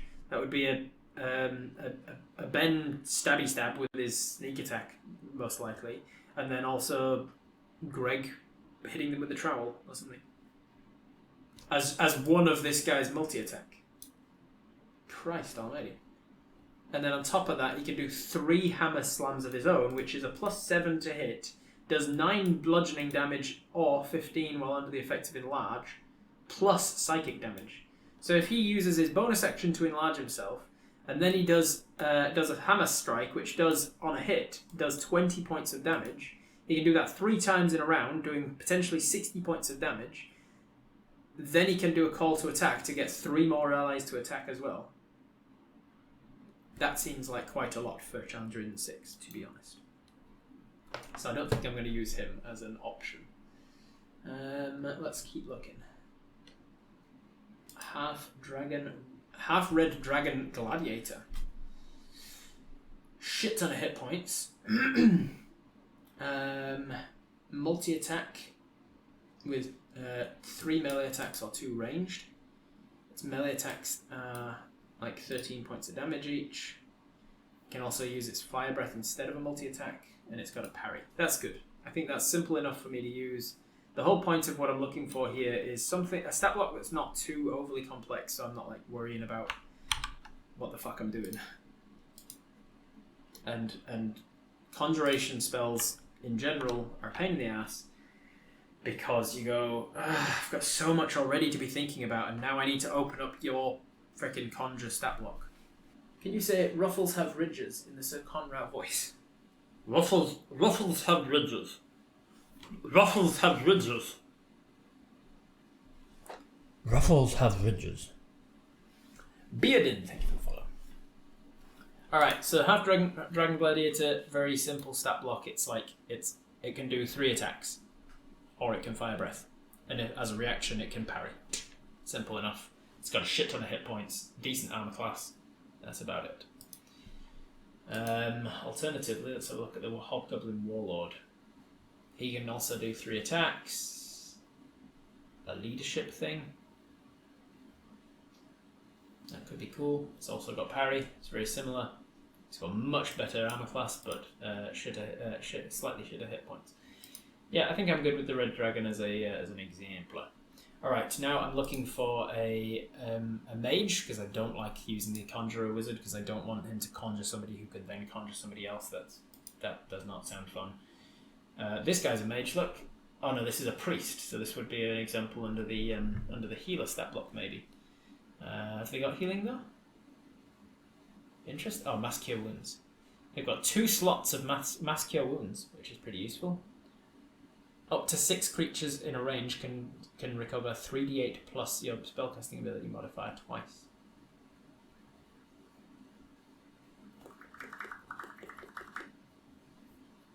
It's 3d8 plus 3, and you can cast that twice. Doesn't have cure wounds or anything though. Weirdly.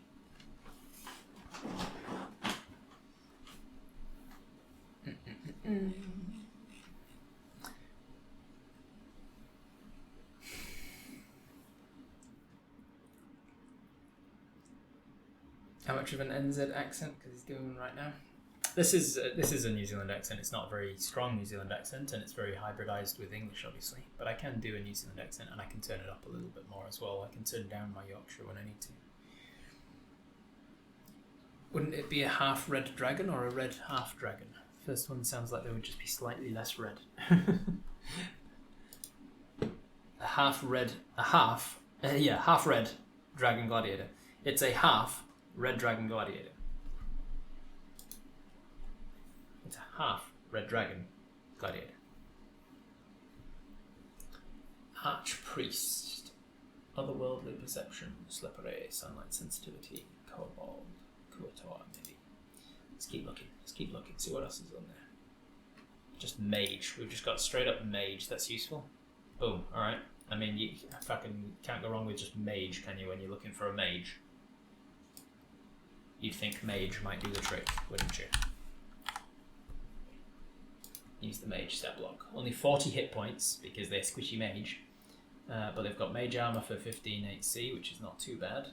And then they've got firebolt, cone of cold, invisibility, ice storm, all sorts of shit. Counterspell, which is going to be really useful. And then they can dagger you. Alright, so now we're looking for a healer and a... also, I need to change this from priest to healer because that's what I changed in the thing, didn't I? Warrior, healer, mage, and expert. I'm going to put that in alphabetical order because that's going to bother me otherwise. Whoops, put that on the wrong side.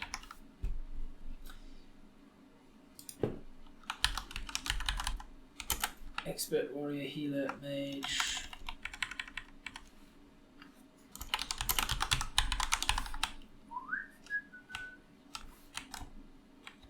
Expert, healer, mage, warrior. Expert, healer, mage, warrior. Into an absolute wrong order. Great.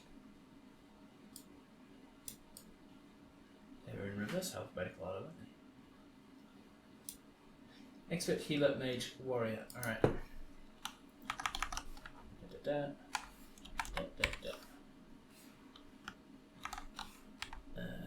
Expert, healer, mage, warrior.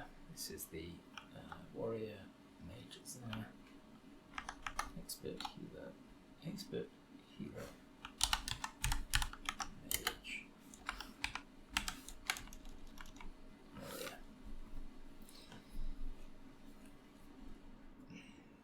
Alright, 6. I think you messed up your table. Yes, I did. A little bit. Hey, Centauri, thank you for the 1,000 bits. Appreciate that. Very kind of you. Front and back. Front is a cool dragon, back is just a human bum. Yeah, it's a half dragon this way. What was I doing? I need a healer and an expert. So an expert's going to be someone like a rogue, a sneaky boy, a bard, a rogue, a bard, or a ranger type. Rogue, bard, or ranger types. And then the healer, I'm looking for someone who's a priest, a cleric, priest, cleric, druid, paladin. All these people who are specifically named are annoying. I don't know who they are. It doesn't tell me anything about them.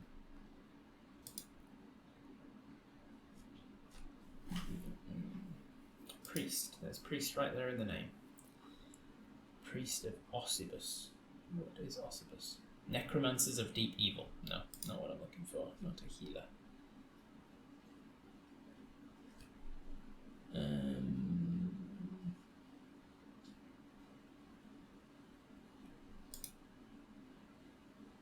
Looking for someone with healing magics. Looking for healer. Looking for healer. Can pay money.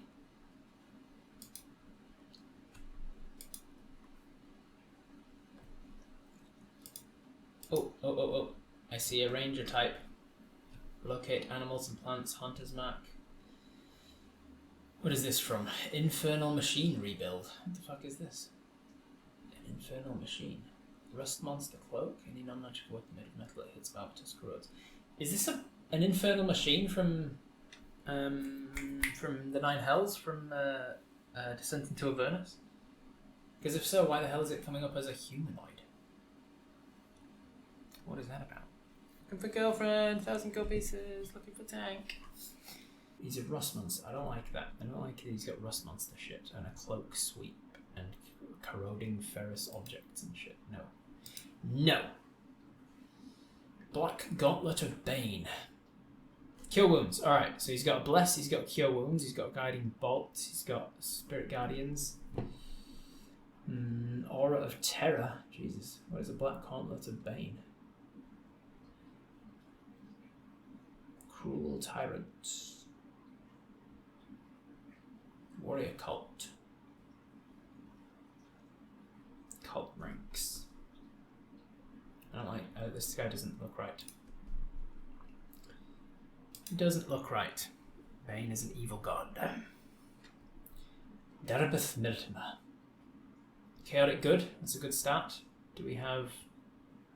We've got Mage Armor, which means that they're probably a wizard. Yeah, it's a mage. Damn it. I'm looking for an expert and a healer. Cure wounds. Alright, this guy's got cure wounds. And a bunch of other things that doesn't feel very cure woundsy. What are they? Sun elf. Is he a bard? What is he? Bard of some kind? Oh. Oh wait. I can put characters in contact with a skilled assassin. He's not actually a skilled assassin. He uses an elven lute as a spellcasting focus. That's his bard to me. Can't be charmed by magic.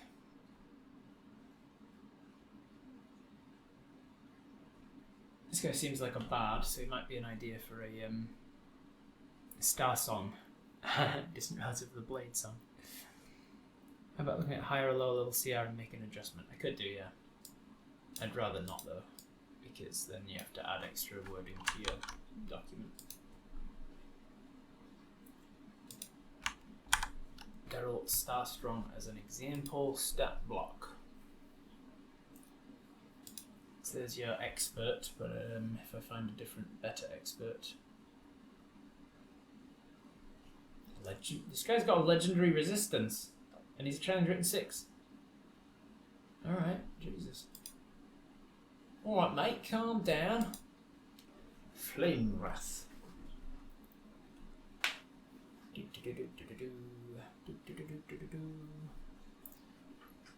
Just found a link that has stats for what they call the Classic Adventurer Party. May I have permission to post it? Yeah, let's have a look. Shloopity boop. The Classic Adventurer Party. Oh, nice. This is a homebrewed thing by the looks of it.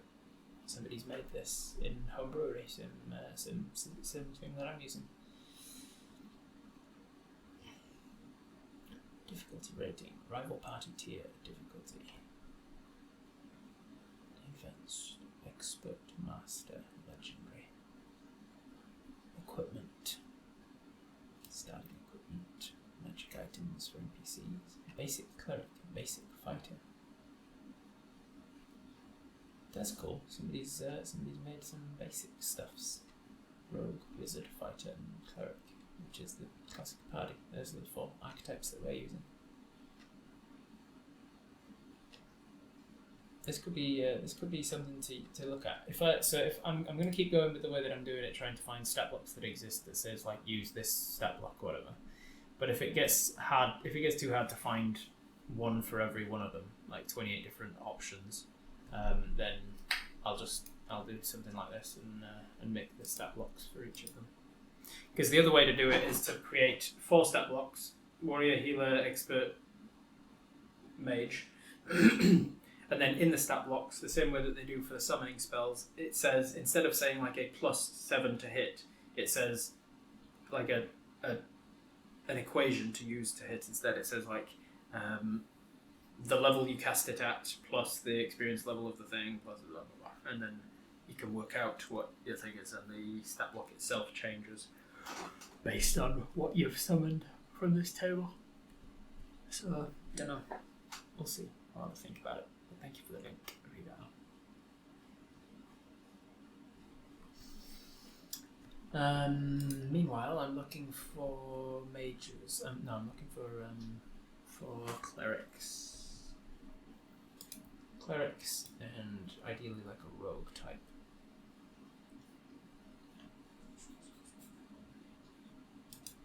If anybody wants to do me the solid of looking into 7, CR7, and see if there's any rogues in there, like assassins, thieves, those sorts of things that I could adjust, just in case I do end up going that route.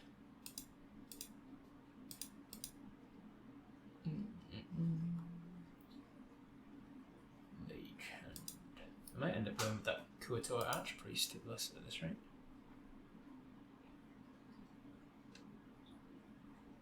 Oh, the fun thing is actually, if he summons the Kuatoa, then it could be, instead of Kuatoa, it could be a Merklo or something. What is the Viva La Dirt League version of it that Adam and I made a little while back? I'm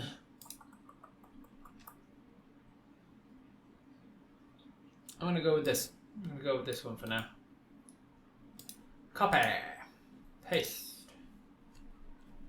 Murloc. Murgol. One of those. One of them's the actual thing, right? And the other one's the one that they came up with. Okay. Everybody shut up. What are we doing? Going on to... I'm gonna jump down to the other side of things and do halves. Look at the halves now. Because I think the halves, there'll be fewer stat blocks to look through, so they'll be easier to find. We've got the Battle Hammer Dwarf. I already looked at that one, and it's just a couple of attacks, and that's it. Alternatively, I could do this one, Brughor Axe Biter, an Orc with a single attack. Changeling, that feels like it could be the roguish type. It can change its appearance. Unsettling Visage.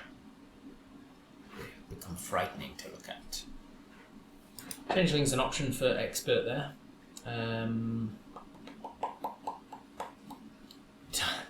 I read Dire Corby as Dire Cosby. I was like, You're in white noise generator. Yeah. Orcs are the baddies. Not necessarily, that's racist. First year student. That could be funny, to summon a guy that was literally called first year student. And then they're a wizard. Yes. Okay, this is going to be my mage. First year student. Excited to be here. Student has advantage on initiative rolls. I fucking love that. I love that as a thing that exists in official D&D. A feature called Excited to be here. Magic Flare. 1d12 force damage. Jesus Christ, it's better than a firebolt. Mage Hand, Prestidigitation, Firebolt, essentially, or Detect Magic once a day. Beginner's Luck, 2 times a day. You can re-roll. Alright, first year student, we've chosen our mage. Copy. Our first year mage is this one here, and paste. First year student. I'm going to change these to be in the midst of this. You summon the guy that Clem stole robes from. Yes! Robert, I think Brit called him in the moment. One of the summons should be like Jeff Fan 2006. Miss these brewing streams? Yeah, well, I'm thinking like I might get back to them, Kelso. I've been missing them too. First year student is a healer? No, first year... Oh, sorry, that was my bad. I put it in the wrong place. I mistook where I had to put it. Yeah, first year student mage. Fist of Bane.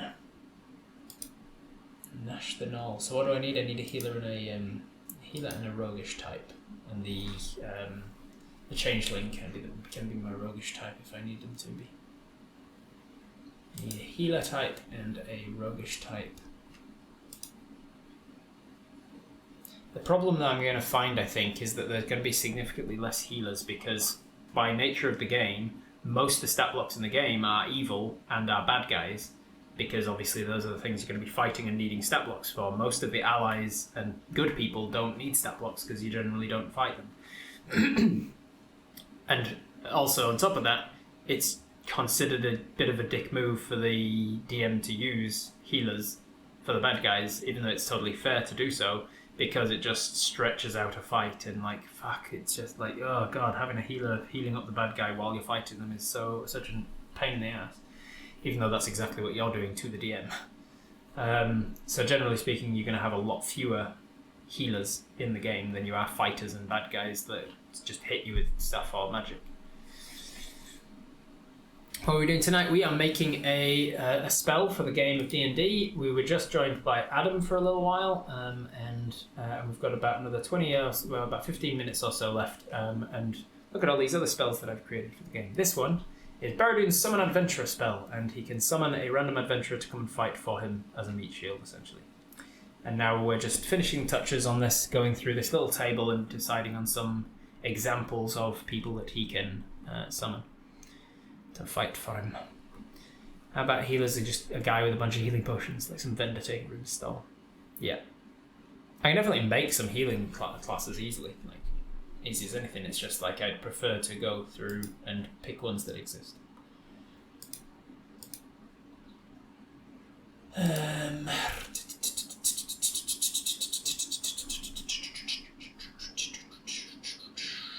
Merfolk Scout, here's my expert, I think. Keen hearing and sight, advantage on perception checks, that's going to be good for a scout. It's got decent stealth, survival, perception, nature, yeah, I've got it, boom.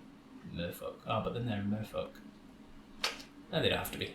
If I rolled a merfolk scout and they're not in water, then I'll just make it a regular scout.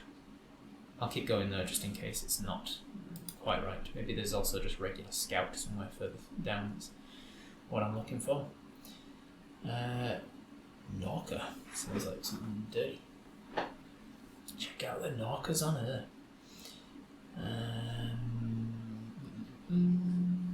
Pirate boson. That could also be the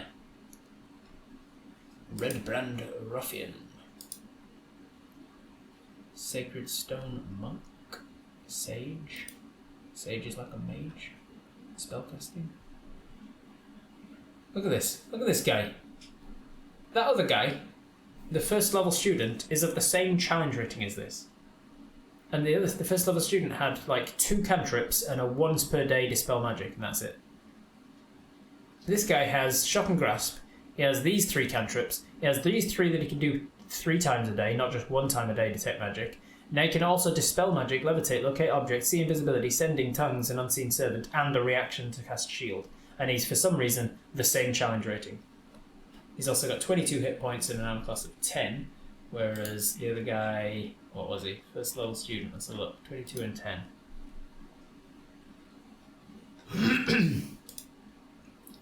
33 and 11. So he's got slightly more hit points and armor class, but a shit ton fewer spells. I just don't think the challenge rating is very smart. I don't think it's like seems rather arbitrary at times. Found one on D&D Wiki just called Healer. Anything that's on D&D Wiki is not necessarily like the actual classes for the game. But let's have a look in case it is. Maybe this is one. No, the D&D Wiki is from like older games and things usually. And it's this site. D&D Wiki. It's for all the different versions of D&D, and even if you find one that says 5e in it, it's usually a homebrew. It's usually somebody has put this together themselves. So I generally, like speaking, I'll open up that site and be like, nah, they're not worth looking at most of the time. Scout. There we are. Look. Boom. Perfect. Perception, stealth, survival, longbow, multi-attack, and keen hearing and sight. Wonderful. Alright, so Scout is the perfect one for the expert if they roll really low. And then we just want healer. A healer, a cleric, a priest. Zentrin Thug, Yawn the Terror, Coax Rock. Savius Krieg, Spellux Romwood. Sir Brafford. Sir Brafford sounds like a paladin. Nope. Sharwin Hukrele. I need a healer, goddammit. I need a healer.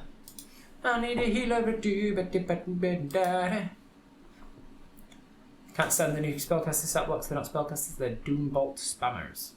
I haven't really seen it. Well, they won't stay that long till when Rob gets to CR5. When he does, I'm not here. I'm suggesting the Honor Among Thieves character sheets because it's fun. That is pretty fun, actually. I might think about that. I'm not going to be here much longer either. I've only got 12 minutes before I've got to go. So I'll probably sign off in about 10 so that I can actually get some shit done.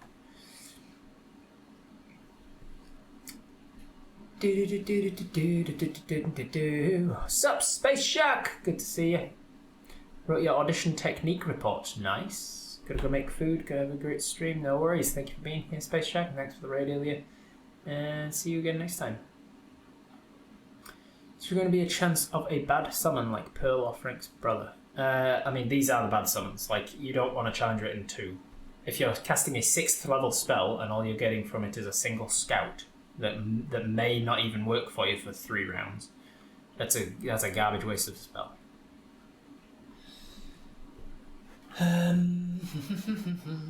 Who is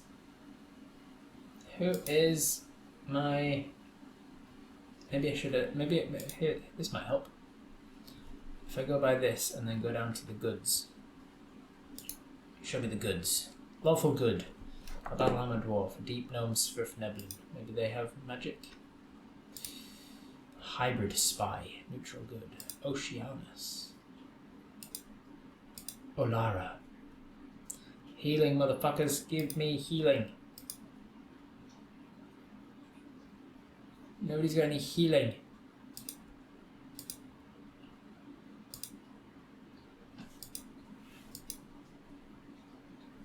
None of the good geezers have any healing. Might have to invent some stat blocks for this. Yeah, I might have to invent some stat blocks. Alright. We'll go to challenge written 1s. Now we'll start working our way up through the table.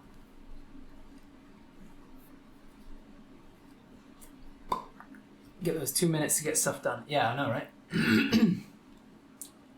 Welcome to being a guy. It's pretty cool. Let's go with... So I need all of them for this one. Dragon Army Soldier. See, there's just so many that are options for the warriors. Dragon Claw, Duragar Alchemist. Ooh, Alchemist. No. Evil Mage. I like how the stat block Mage is a 6th level mage, but the stat block Evil Mage is a first level mage.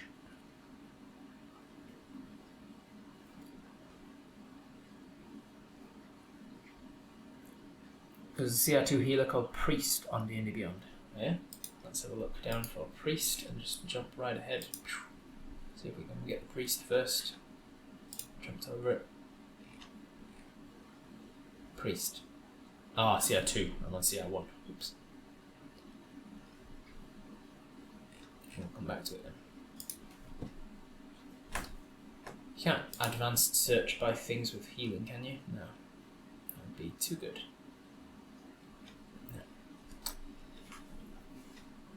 I need a healer.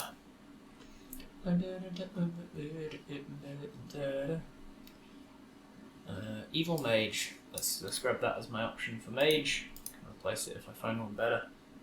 It's going to be 1, 2, 3. It's in there. Paste. Should really have a thing there. A thing there. A thing there. And a thing there. And a thing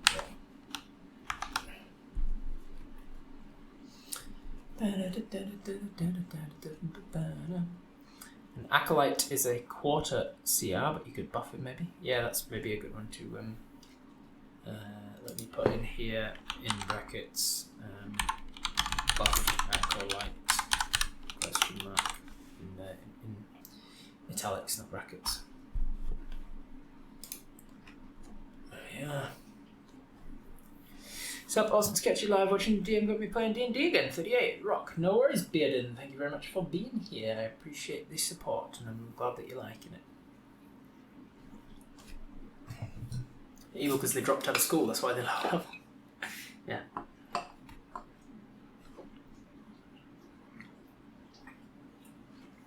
Like the adventurer also have a real life randomized identity and personality chosen from the tables for role-playing background info and additional to in-game character. I'm sure as hell not going to that level of detail every time Baradun summons a random guy. I'm just going to make up the random guy on the spot.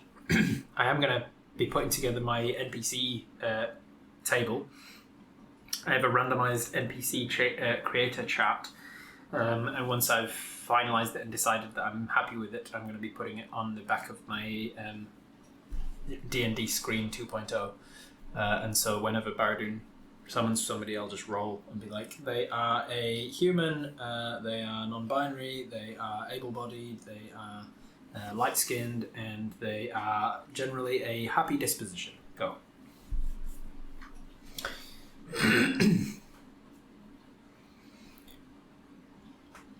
Have people submit their D&D Beyond character sheets? Yeah. Wait. I only got 5 minutes. Literally got one called Expert. There you go. There we go. Can't go wrong. Bloody Expert on the Expert stat book.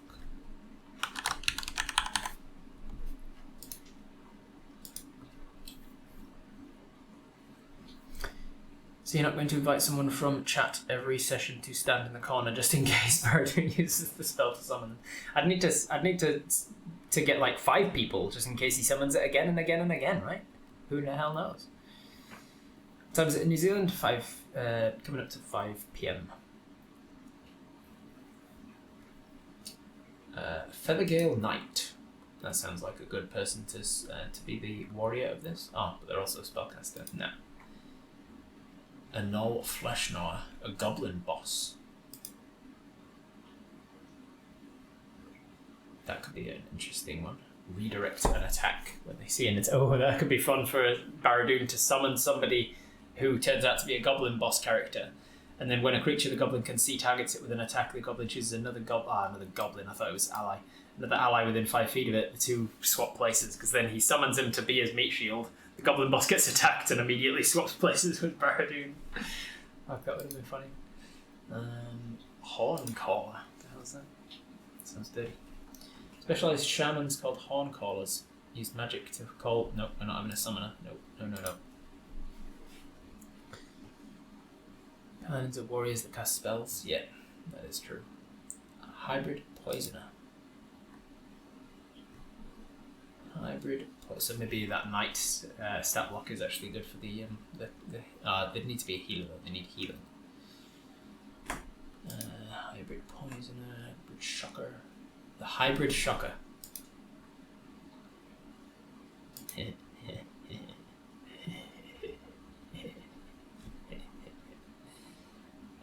What do I not have for this yet? We've got healer. We need healer and warrior. Healer and warrior.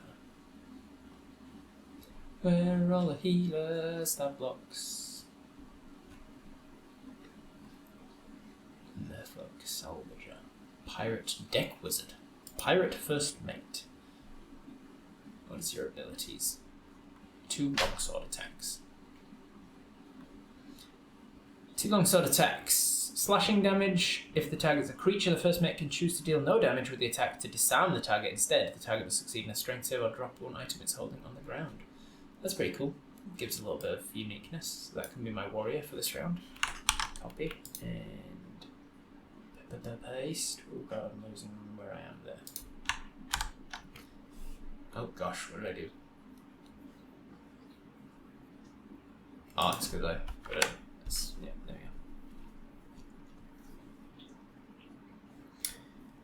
we go. You called me Phil. What are you still doing here? Well, Keith, I said the same thing. They'll have to keep Britt and Hamish behind the camera at all times now. Yeah, right. And so last, I just need a healer for this round. A healer for level 1. Razel. Somebody give me healing.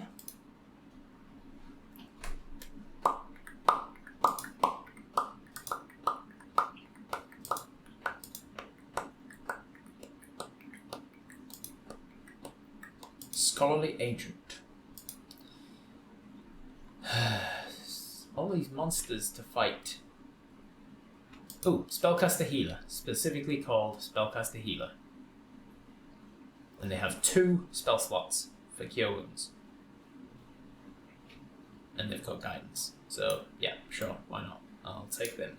They are what I've asked for. I've got Spellcaster Mage as well. Maybe that should be my my mage for this round rather than Evil Mage. Spellcaster Healer, Spellcaster Mage. What is the difference here with the Spellcaster Mage? They've got Firebolt, Light, and Sleep.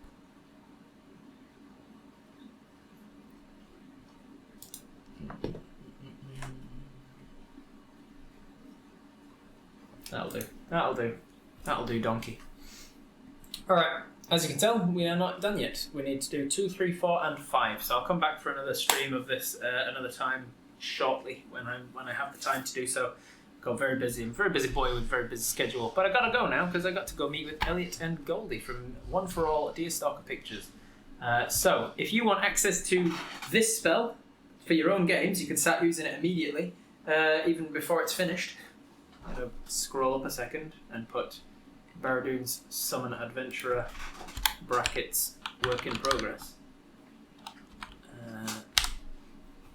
If you want this spell for your own games and you want any of these other spells that I've got, come on, any of these other spells, Bob's Bloodbath, Exposition Cantrip, very funny one, Extension, one that I created for myself, Garage's Rank Water, Second Chance, Soft Kitty, Verdant Armour, Woodworking, Woodland Demagogue, or what is now called Baradun's, whatever I'm called, Baradun's Summon Adventurer.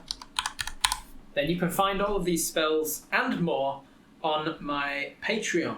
You can also find all of the items that I've created for the game. You can also find all of the curses that I've created for the game. You can find all of the feats, all of the locations, all of the different monster stat blocks. That's the biggest document of all of them. You can find my rules on how to play a werewolf. You can find my rules on how to play a warforged. You can find a whole bunch of shit on my Patreon. And as an added perk on Patreon, you also, once a month, get a not one-on-one, but like a private chat with me, with all the Patreons, just hanging out and talking. And I do a private stream for my Patreons once a month. You also on Patreon get exclusive first look at a whole bunch of stuff, like all my YouTube videos that I make and things like that. So consider supporting me on Patreon. You can get a bunch of those perks for as little as $5 a month. You can get some perks for as little as any amount per month, but the more you give, the more perks you get. So I appreciate it. It is a more reliable source of income for me. So if you like what I do and you like the content I create for free, consider supporting me, because otherwise I can't afford to keep creating things for free. Thank you very much, everybody, for being here. Don't forget to check out my merch as well. I'm going to head over to Twitch now and see who's online for a raid. I'm really hungry. Did you know? Did you know that not eating until 5 p.m. on a day is a good way to get hungry? Thank you for sticking around, everybody, and I will see you in the next stream, possibly this Saturday in only 2 days' time, when it's my streamiversary. It's my third years of streaming, and we're going to be doing a whole bunch of cool stuff, including some homebrew like we were doing today. We're going to be making some new things for the game, some spells and feats and stuff. So stick around if you like the content. Make sure you're followed before we hit that raid, and I'll see you in the next one. As for the mods, thank you very much for all of your help keeping the channel working, because I couldn't do it without you. Thank you for welcoming everybody in when they arrive and I didn't realise they'd arrived, and all of the other work that you do. Love you all. Bye. Hey, you've reached the end. This is the part where I've got to say something funny and or witty, and so like it and subscribe to my channel. Thank you.